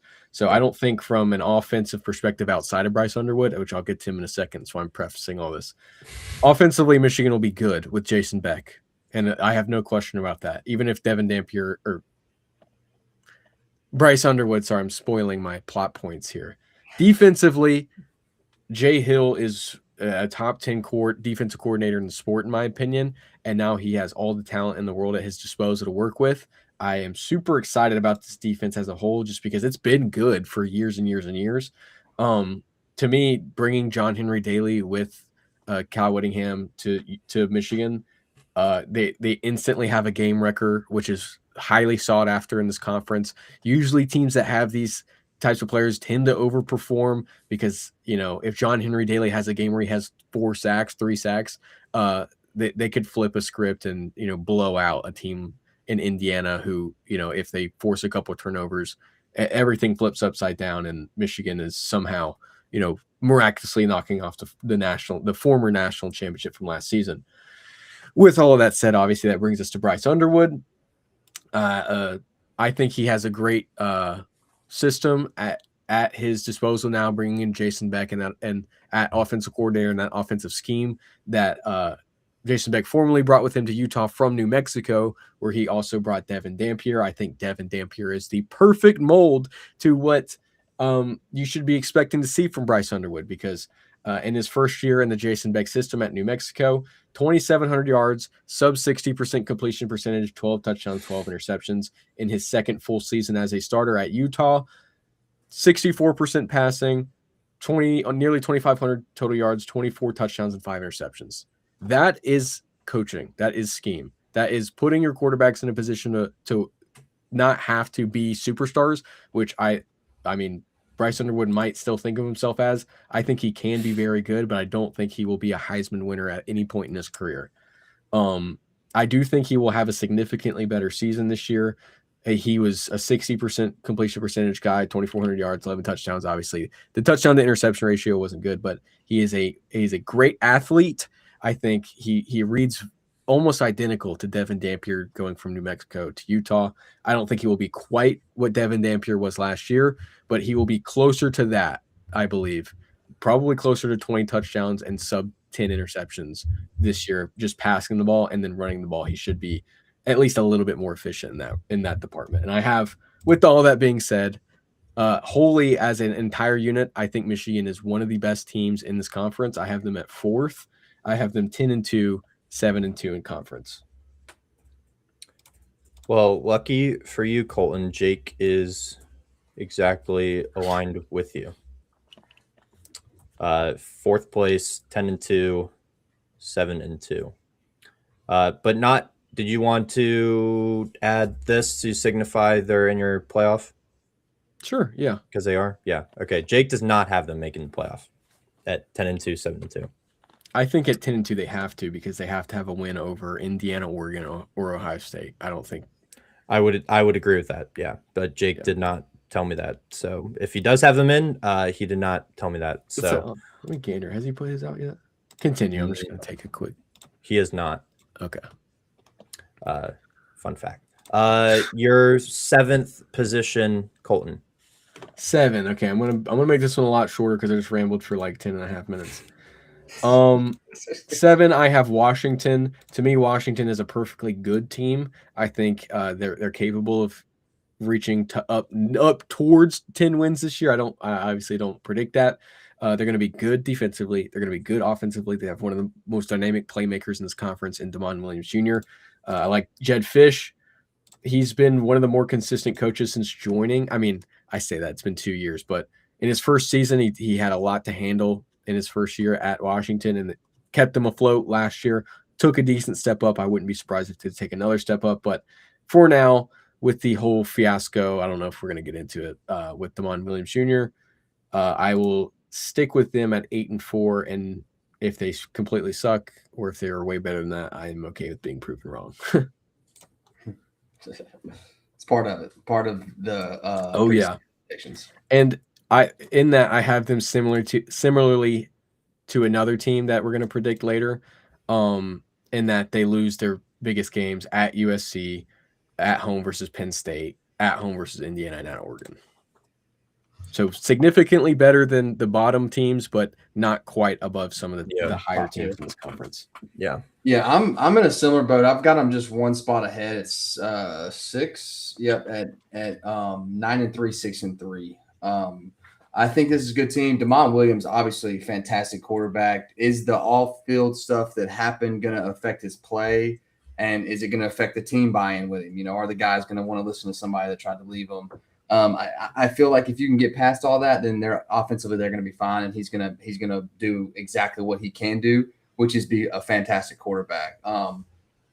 Defensively, I think they're going to be good. They returned Jacob Lane at edge. They've got Isaiah Ward and Russell Davis, who are two former starters that are going to be coming back, which is huge. Linebacker room is just loaded. They've got Jacob Manu, who's honestly probably going to be an all Big Ten guy. Ziri Alexandra, he had 70 tackles last year. I mean, they're loaded at the linebacker spot. So I have no concern there. And I think, like I said about DeMond, I think he's a great quarterback. Just hope the off the field stuff doesn't affect the gameplay. I think it's going to be a good year for him, but I do have him losing to Indiana, Oregon, and USC because I think that's kind of your upper echelon in the conference. So, yeah, ditto to every single point we've talked about. I think this Washington team, I'm going to align with basically everyone that's talking about Washington right now. They definitely have the sneaky potential of being a college football playoff contender. I don't think they win the conference. I don't think anyone's projecting them to win the conference outside of Washington fans, but they definitely have potential to be an at-large team. I will say that. And if they can perform, with some of the spots we talked about at USC, Iowa at home, Penn State at home, Indiana at home, and Oregon on the road, those last two games are crucial for this Washington team if they're going to be an upper echelon team in this conference next season. Ryan Walters, we didn't point him out, one of the best defensive play callers in the entire country. I think he is a bona fide top 10 coordinator on the defensive side coming into this season. So Washington, I think, is right back up here near the top of the conference, just missing out on the Big Ten championship game by a few spots here, but 9-3, 6-3 for the Huskies. And that is where Jake also has Washington, but in 7th place, 9-3, 6-3. Jake in 6th place has the USC Trojans going 9-3, 6-3 in conference play. That is where I will also have USC right here in 5th, not Washington. Goodness gracious. USC 9-3, 6-3 in conference play. I think USC, they're tough. They're tough to project in my mind because on paper they're going to be really, really good, and the staff is really good. Everyone is super high on Gary Patterson coming in as defensive coordinator. Lincoln Riley is one of the best offensive minds in the sport. He has a year 3 quarterback, which year 3 quarterbacks typically take that jump. I mean, you look at the biggest jump, like Heisman winner jumps. Year 3 quarterbacks tend to do that. With Lincoln Riley, Caleb Williams was the last one to do that. So all of that being said, I think this USC team just slips up in a few spots, namely on the road at Penn State, on the road at Indiana, at Ohio State at home. I mean, some of their bigger games, I mean, Oregon, actually, no, I have them winning the Ohio State game, excuse me. They lose to Oregon, they lose on the road at Penn State, and lose on the road at Indiana. So, again, having them projected top 15 in the AP, I think is a good spot for them right now, just on the fringe of that.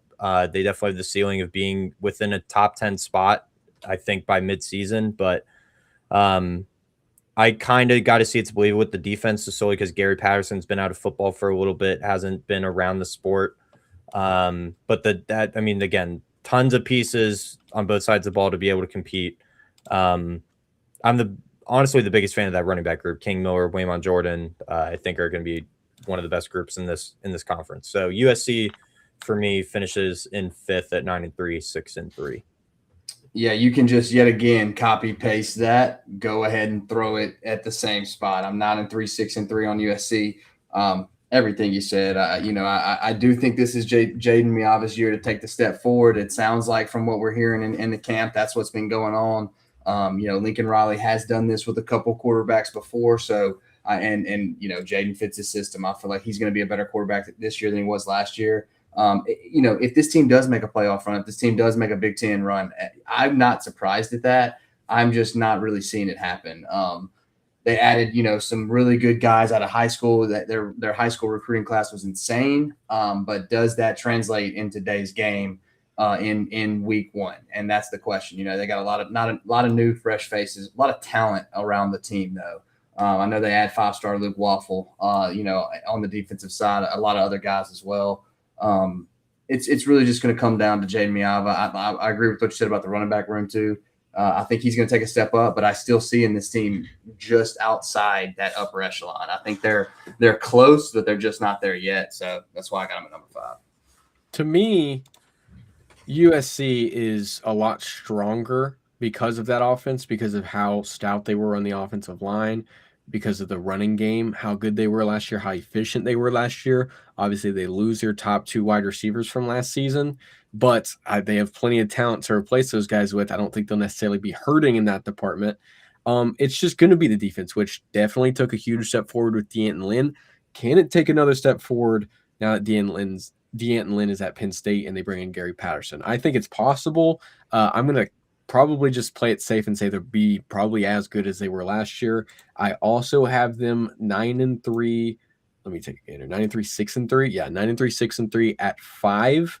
I actually have this as one of the most unfortunate teams in all of the 2026 season because, and this is going to be a shocker to you guys probably, I have them starting 8-0 going into the Ohio State game at home, probably against either a 1-loss or an undefeated Ohio State. That's probably going to be game day. I have them beating Oregon at home, Washington at home, and then Penn State on that road in that 3-game stretch.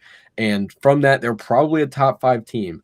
And then ending the year with a loss to Ohio State, a loss on the road to Indiana, and a loss in a shocker to their rival in Los Angeles against UCLA. So I do have this a tragic end to an otherwise great season.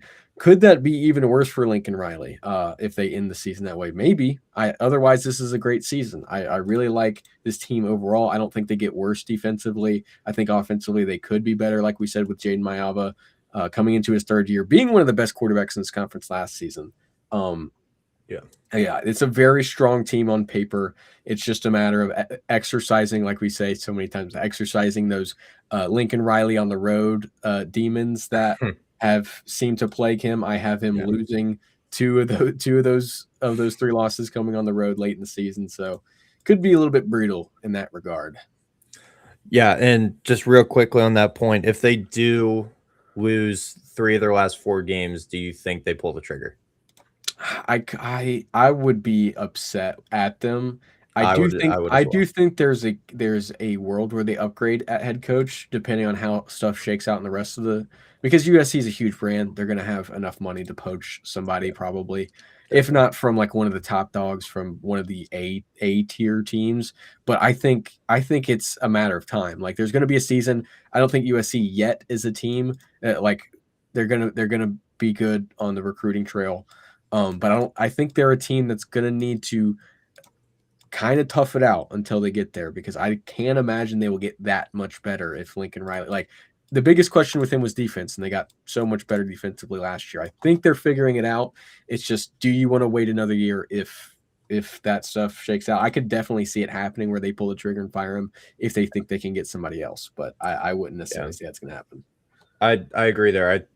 I would be disappointed if they pulled the trigger after that, because I project USC next year is going to be their big jump. Especially with that high school class. I mean, you keep those guys around for 2-3 years. That's a team that could have 2 or 3 runs at it in the next couple seasons. So and they got a guy named Booby. They got a guy named Booby on their team.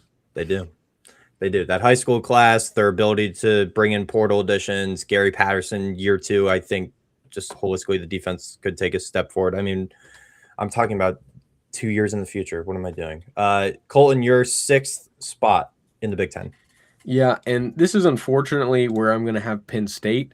To me, in year 1 with Matt Campbell, I don't see them breaking through where James Franklin couldn't and becoming like one of the top teams in the conference. I mean, they were a top team in the conference some years with James Franklin, so I definitely think this is going to be a rebuild year. They obviously undergo a ton of roster overhaul. They bring in a ton of players from Iowa State. They bring in a new coaching staff, obviously. D'Anton Lynn, I think, is the strongest coach on that unit.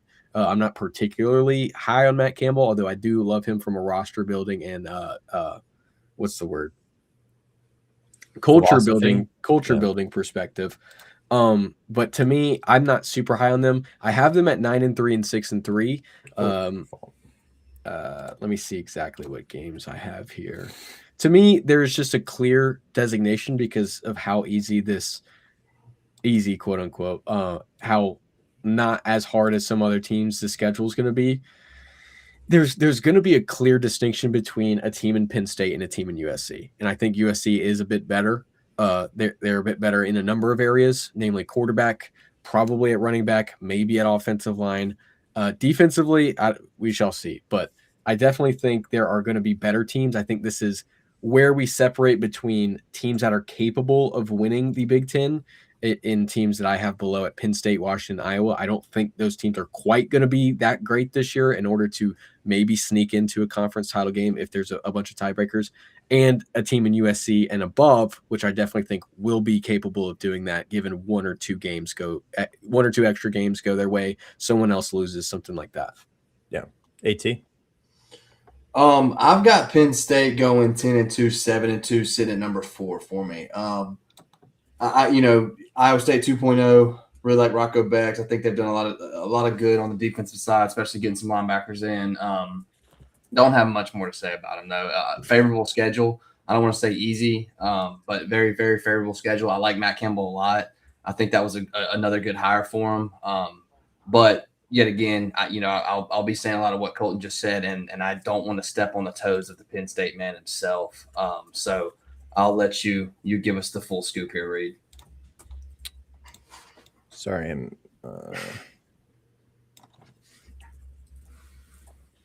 sorry. You said 10-2, 7-2, right? Yeah. Yeah, that's what I got. 10-2, 7-2. Okay, cool. I think it'll be a good season. Not, Cool, I'm cool. kind of in the same boat. I think USC is probably a better team, but they'll have better in Definitely conference. Definitely agree. USC is a better team on paper. Definitely need to check Jake's playoff logic because he also has Penn State going 10-2, 7-2, missing the playoff like Michigan. So need to check him on that. I have Penn State 7-2 in conference play, 10-2 overall. I am going to add the asterisk because they are my last at-large team. I think they do sneak in the college football playoff. Again, not going to, hammer home again everything you guys have talked about. And I've talked about Penn State at length on the show before. So love the transfer additions from Iowa State. I think the program and the system fits for this team going forward with Matt Campbell at the helm. Mauser following him from Iowa State, Danton Lynn from USC. I think this team is going to be miles better culturally, stylistically, whatever adjectives you want to use to describe this football team. I think they're going to be better holistically. And I will say my point again that they have a real football coach leading them now. I will say that because I think James Franklin is a good coach, a good recruiter, but he didn't really take the necessary steps forward as a football coach to elevate the Penn State team, and obviously led to everything that had happened last season. So this Penn State team, again, a lot of people think that they're just going to be schedule benefitees, however you want to say it. They're going to be great with the schedule alongside it in that team that they have. So I have the. Sorry, I won't cut you off. I was just going to say my final point. I have them beating USC, but losing to Michigan and Washington on the road. Yeah, to me, this is a 3-game schedule. It's those 3 games. I don't think I won't project them to be better. I mean, they could be better, but then it's a road game on Washington. To me, it's just I don't think in year one they will be. I think they will be clearly better than the Wisconsins, the Northwesterns, the Purdue's, Minnesota, Rutgers, Maryland. But I think they'll be a step below. Like I said, a 10-win Penn State team would be an A caliber team. Probably not an S, but definitely higher than a B. To me, they're a B, which means they will win 9 games, the games they're supposed to. The games they're going to be favored in most likely, and then drop the 3 biggest ones. That's how I foresee Penn State. Fair. And now we're all have a consensus top 3. Go figure. Yeah. We will. Sorry, I was getting feedback from an audience member that said AT was chomping on his fingernails. So I am. I had to mention that. Sorry. Okay. In our consensus final three, gentlemen, in third place, I've gone back and forth on this. My initial rankings I put out, I had this team making the conference championship game, and now based on recent events that had happened, I am changing that. I have Oregon going 11-1, 8-1 in conference play, but finishing in third and missing out on the conference title due to tiebreakers, but they still make the college football playoff. What's there not to say about this Oregon team? Massive returning production on both sides of the ball. Dante Moore, one of the best quarterbacks, if not the best to some people's estimation in the entire country. Iverson Hooks at receiver is a great portal addition. Jeremiah McClain, Jamari Johnson at tight end, Decoria Moore, Evan Stewart, all on the offensive side. They add Coy Parrish at safety from Minnesota. They return their entire front four. Like, what's not to love about this Oregon team? The only question mark I have personally, they have two new coordinators. So how does that elevate or lower the ceiling of this team going forward? But I think you can't deny that this team is going to be a playoff contender, a Big Ten contender, and that's exactly where I have them. It's also where I'm going to have them. I have them at 10-2, 7-2, though, so dropping an extra game. And they're lucky at that because they don't have Indiana on their schedule, or else auto loss. They have had an Indiana issue. They have had an Indiana issue. A lot of what you said they returned their front four, and it could very well be the best defensive line in the sport. It's at least on paper, it from a raw production standpoint, it looks to be that way. If not literally, then they might have the numbers to look at least. This is going to be a strong team. I'm not super worried in any specific regard. It's just the offensive line might take a step back. I don't think they'll be bad necessarily, but the two biggest games are Ohio State on the road, and they have USC on the road, which I have the loss. Not a super difficult schedule. They also have Michigan and Washington at home. I think they'll be clearly better than those teams. But I do think that added road element could end up playing a huge role in this team's season. 10 wins is nothing to sneeze at, but I think it might actually be a little bit of a letdown, seeing as how hyped this team is. A lot of people are saying this is the year where Oregon finally wins a national title. I'm not quite there. I do think they're strong on paper. I think they'll power rate very, very strong in the preseason, but they're a team that has had that the past 2 years and just has not been able to get it done.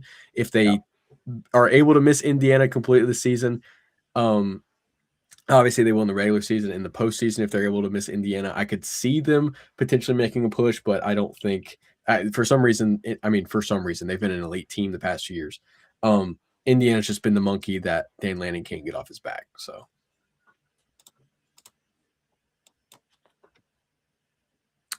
Uh-oh. AT, you're on mute, or your mic is... Yeah, sorry, I had hit my mic over here and it muted. All good. Same thing though, 10-2, 7-2. I think this is obviously loaded out. I'm sorry, 11-1, 8-1, same exact spot though. I think this is a loaded out Oregon roster. Kind of similar.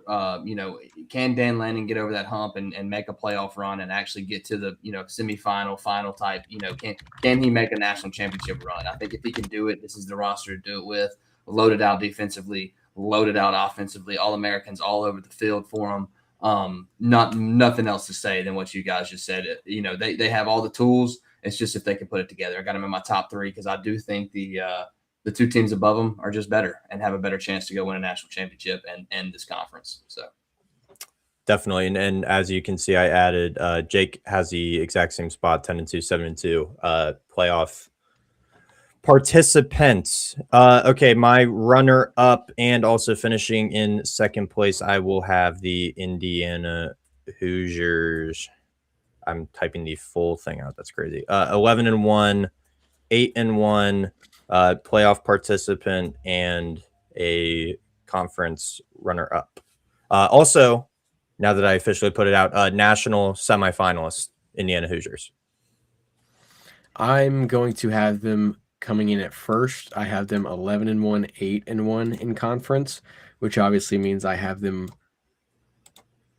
actually Wait, hold on a second. Skip me. AT go. I've got them at 2, 11-1, 8-1. Right behind Ohio State. I mean, what can you say about them? I think that Kurt Cignetti is the man. I think that they have another chance to go make a run in a national championship and win a Big Ten conference as well. But I do have them losing to who do I have them losing to? I'm kind of the same things you, Colton. Ohio State. Yeah, I got them losing to Ohio State. I think that they're going to have a good season though. And then on the flip side, obviously you guys know OSU is my number 1. I've got OSU losing to Oregon. So I think these top 3 teams are just going to kind of flip each other. But I do still think Ohio State and Indiana are the top dogs in the conference. So yeah, I was looking at the wrong thing. I have Indiana beating Ohio State, which is why I have them getting the 1st seed at home. I have them losing the next week, though, because the very next week they go to Ann Arbor to play the Michigan Wolverines, who, like I've talked about, are going to be very strong this year. It's going to be their 8th week of football played in a row, 7th. Yeah, 8th week of football played in a row going on the road in Ann Arbor after playing Ohio State. I think that's a bit of a letdown spot there.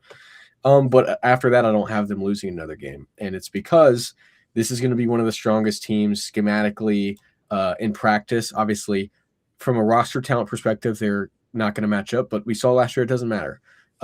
On the field, they're going to be top 5 at the very, very least in the trenches on the offensive and defensive line.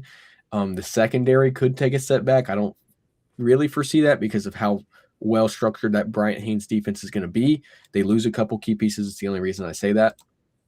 And then they bring in Josh Hoover, who, Fernando Mendoza comes in, wins the Heisman. But if you're asking the casual fan, they didn't know who Fernando Mendoza was before last season.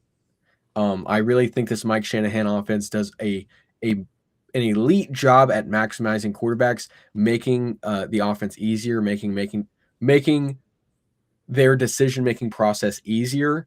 And from that, they see quarterbacks see massive efficiency spikes in the Mike Shanahan offense. I think this is the strongest team from a coaching perspective, just flat out. I think from a scheming and play calling perspective, there might be a couple better teams, but and I've gone over that in my college football playoff predictions. I do not have them winning the national championship, but I do think they are the strongest team, at least on the offensive and defensive lines, and I think that is by far the biggest strength of theirs, as opposed to an Ohio State, who's also going to be very strong. Obviously, that's the other team that we're going to talk about here. I think Indiana's wholly structurally way better, at least at this point, than Ohio State is probably, which might be a hot take. I don't know. It might be consensus. I like Ohio State too, obviously, but. Well, Jake is aligned with you, Colton. He will have Indiana winning the Big Ten. He also has Indiana as his national champion. So he has them. It's not crazy to say that. No, not at all. He has Indiana doing the most historic thing ever in the history of college football again, going back to back after being one of the worst programs. Which, of all since time. he's not here, I think that's funny because I remember arguing with him about why Indiana was better than Oregon this year, and he was like, "No," and then it switched. Sorry, Jake. To finish this off, of course, Ohio State is the remaining team on all of our boards. 11-1, 8-1 for me. Their lone loss is on the road at USC. I just think it's a sneaky spot, having to travel cross country like that. Potentially the best roster in my estimation. I know on paper some people are going to differ on that opinion. I think Ohio State might have potentially the best roster on paper. They have obviously the best player in all of college football in Jeremiah Smith. Arthur Smith, I think, is going to elevate this offense a smidge, especially if they are more effective running the ball and then they're able to effectively play action off of that run game, which they were so effective at last year. Their play action game was really effective. Matt Patricia, another top 10 defensive coordinator in the sport, even though they lose a ton of that top end production to the NFL draft. Again, they are littered with talent. Kenyatta Jackson, I think, is a massive retainment on the defensive front to be able to lead that group up front. Losing Caleb Downs is obviously massive, but I think holistically that defense is going to be loaded once again. especially in a NFL system. You saw what happened last year when a NFL system is translated in college, and they were the best defense in the country last year, or at least top 5 at a minimum. So I think Ohio State runs the table, especially with how their season ended last year, sour taste in their mouth from the Miami game. I have them running all the way to the national championship game, and that is my pick to win it all this year, the Ohio State Buckeyes. Yeah, I don't even know what to add to that. They had 11 guys go pro last year. No big deal. No worries. We'll just add we'll just do it again this next season. And we're going to be talking about them again like this at the end of this upcoming season too. They're a powerhouse right now. They're putting out crazy talent, hiring really good coaches. They call their defensive coordinator the mad scientist, and he is that. He's just I really like Patricia over there. I think that, everything that they've got going for them is just, they're kind of upper echelon right now. Obviously, it's a lot harder to win national championships in this day and age because you got to go through so many teams in the playoff. But I think if you're talking about this Ohio State program 10 years ago, they're the ones that are going back and forth with Nick Saban, not Clemson and Dabo Swinney. So this is they're just a team. They're a really good team. They're producing talent at a level that nobody else really is right now. And that's all I got to say. Julian Say and Jeremiah Smith, they have how many guys that could potentially win the Heisman on their roster this year. They've got like 3 that could be in New York at the end of the year. So crazy talent, obviously got a good coaching staff. Not really much more to say. I think you'll be seeing them make a good run at a natty again this season. So 11-1. That was a great quote right there. They're just a team. Colton. To me, Ohio State's going to read more as a traditional Big Ten offense this year than what they have the past few seasons under. For some reason, I always forget his name. Help me out. Who? Offensive coordinator. USF now. Oh, Brian Hartline. Yeah, Brian Hartline. I don't know why I can't remember his name half the time. It's gonna look a lot closer to a traditional Big Ten offense under Arthur Smith. I think gone are the days, and I think Brian Hartline kind of harped on this a little too much. Gone are the days of trying to out-talent teams on the perimeter. I don't think we're going to see nearly as much of that in the modern, and I say modern, from 2 years ago, maybe last year, definitely on of, running the football more so than airing it out with your 8 5-star wide receivers and 5-star quarterback. I really like Jeremiah Smith, obviously. Behind him, I'm actually a little bit pessimistic about this team.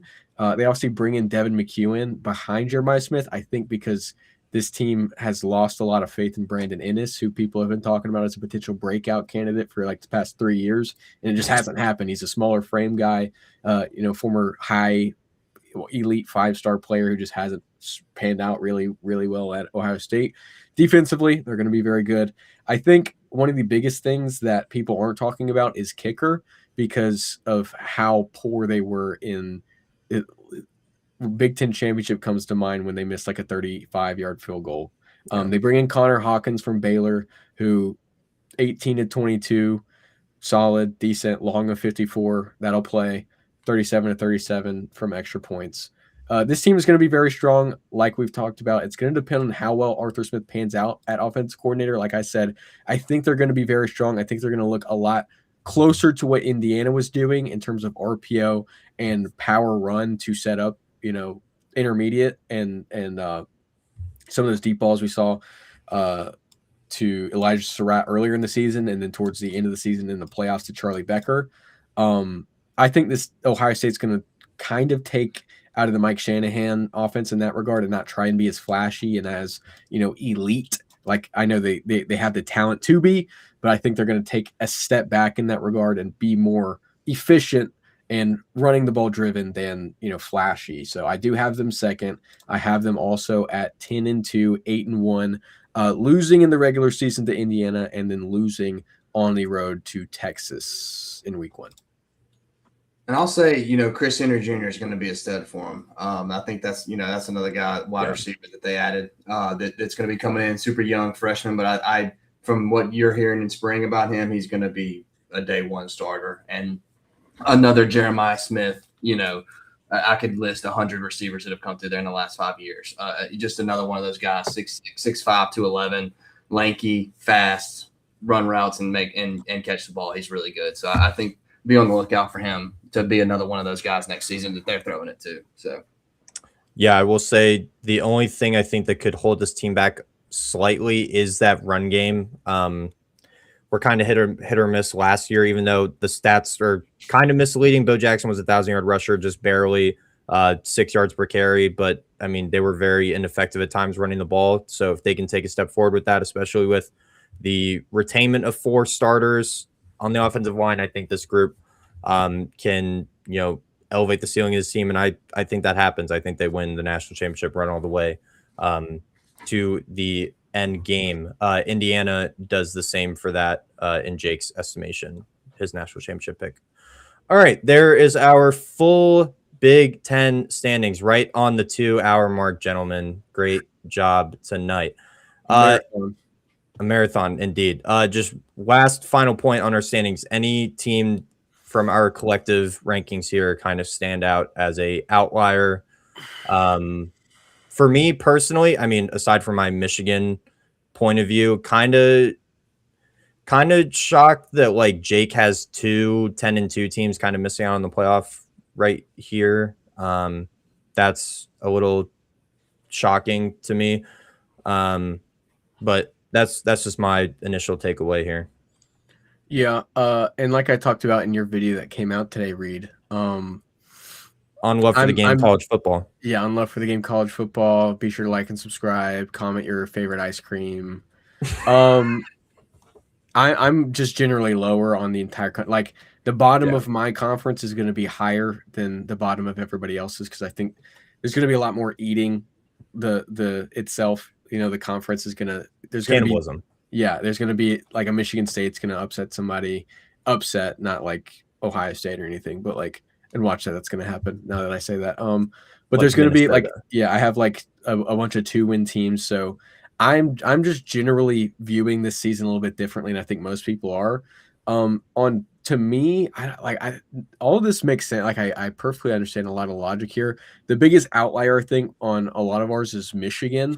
Obviously, me and Jake are higher because I think they're all around. I'm not going to try and speak for Jake, but all around, I think they're very good. Well, hold on. Wait, I got to change it. Hold on. There he is.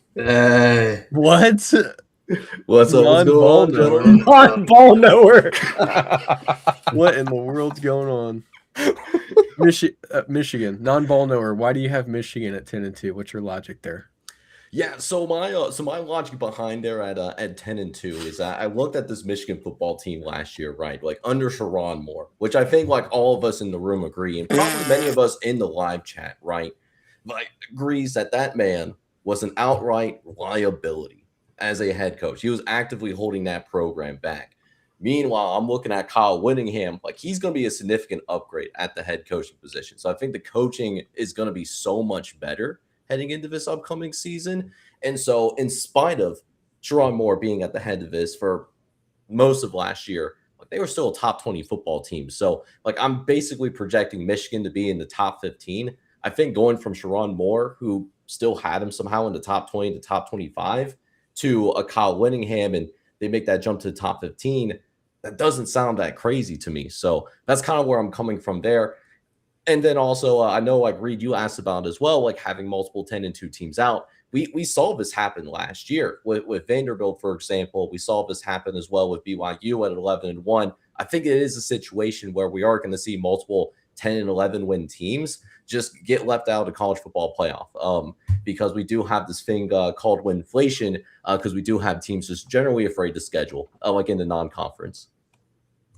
Yeah. I'm also having a weird boat where I've got USC beating Penn State, but Penn State having a better overall record. So it's like a better in-conference record. So it's like, do you put USC in because they got the head-to-head, or do you put Penn State in because they're 7-2 instead of 6-3? It's that's I don't really know how. I don't know how they do that. I don't know how I would even rate that at the end of the year. I guess you've got to take USC, but then you're leaving out a 10-2 team. It's just a tough balance. I want to ask Jake another question. Who do you have Michigan beating then? I can't remember what you said because I have their 2 losses as at Oregon and at Ohio State. Yeah, so the you say the two losses for Michigan? Yes. Yeah. Yeah, so I think their two losses, I think they're going to both come in the month of November. I had them losing at Oregon as well and losing to Ohio State on the road. Yeah, to end that's the year. exactly what I have. Yeah. Yeah. Me and Jake agree on something for once. I feel like we always disagree. Yeah, I feel like every time me and you are on a live stream, we start a bar fight. It's cinema from We had a couple of those in this conference. I'm trying to see. We both had USC at 9-3. We were pretty locked in on this conference. I'm proud of us. Yeah. I'm proud. We've gone so far, Cole. You and I aren't so different after all. No. You know, We both have Indiana at the top, Ohio State at 2, Oregon at 3. yeah. So You're the the same interesting exact thing top about 4. Indiana, I originally had them taking one more loss, but then Yeah. because of the 5-for-5 rule and they integrate a major defensive piece, like that was enough for me to and there was a really small margin between like my top ranked team. Which I do have Indiana as my number 1 as my 6th ranked team, which is where originally I had Indiana.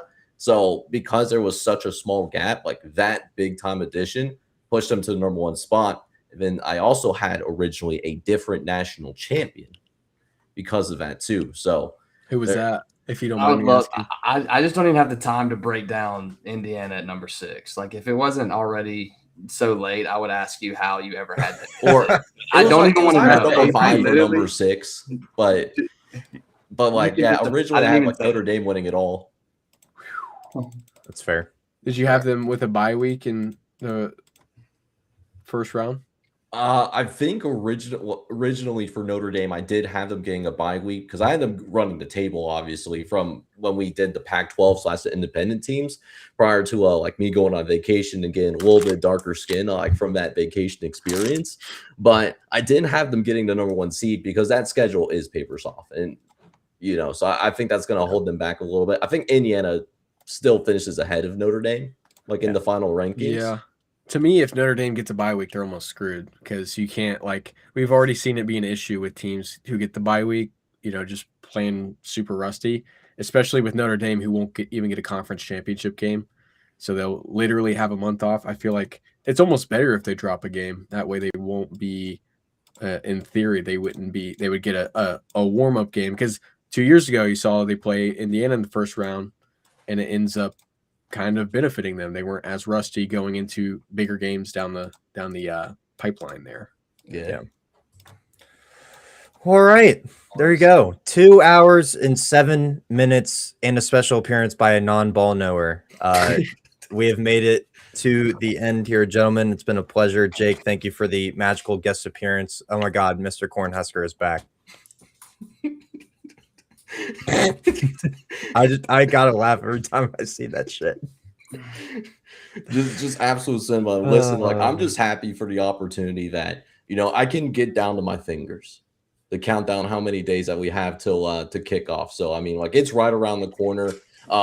There's been a lot of talk, some things happening in the off season, various things happening in our sport, and the fact that we can focus in now on spotting the damn ball and getting this thing rolling. I'm very ecstatic for it. And we have a special season in store. I can feel it in the air. And before we sign off, I'm going to give my first lock, my first lock of the season. It's going to be Cal laddered to minus 13.5 over UCLA. Here we go again. Here Absolute we go. Lock. Here we go again. There he goes. There goes that man. Yeah. So also real quick before we get out of here, I just wanted to mention it on the live show in case people didn't see it. Our first announcement of the Red Zone road trip next week. AT, myself, and friend of the program, Mike Moore, college football, will be heading to Charlottesville, Virginia for NC State against Virginia. What was going to be in Brazil is now in Charlottesville. And also a special appearance by Mr. DJ Diesel. Shaq himself will be in attendance at Charlottesville. So happy to see the big man. Going to be happy to see the big man himself, but more ecstatic to finally watch college football and have the privilege of attending in person. So Being just at the wanted to prime announce time that. game, CJ Bailey. I mean, come on, what more could we want for week 0? AT's favorite quarterback in the ACC, CJ I'm Bailey. so stoked. I'm so CJ stoked. Bailey and Bo Prabula. So stoked. Bo Prabula. What a pull. How's that? What a pull. Oh, I thought you meant as AT's favorite quarterbacks. No, CJ Bailey. CJ Bailey's his favorite I'm quarterback. obsessed with CJ Bailey. I can't wait. He is. Yeah. The only person I see obsessed with him is AT. Like and All right. subscribe.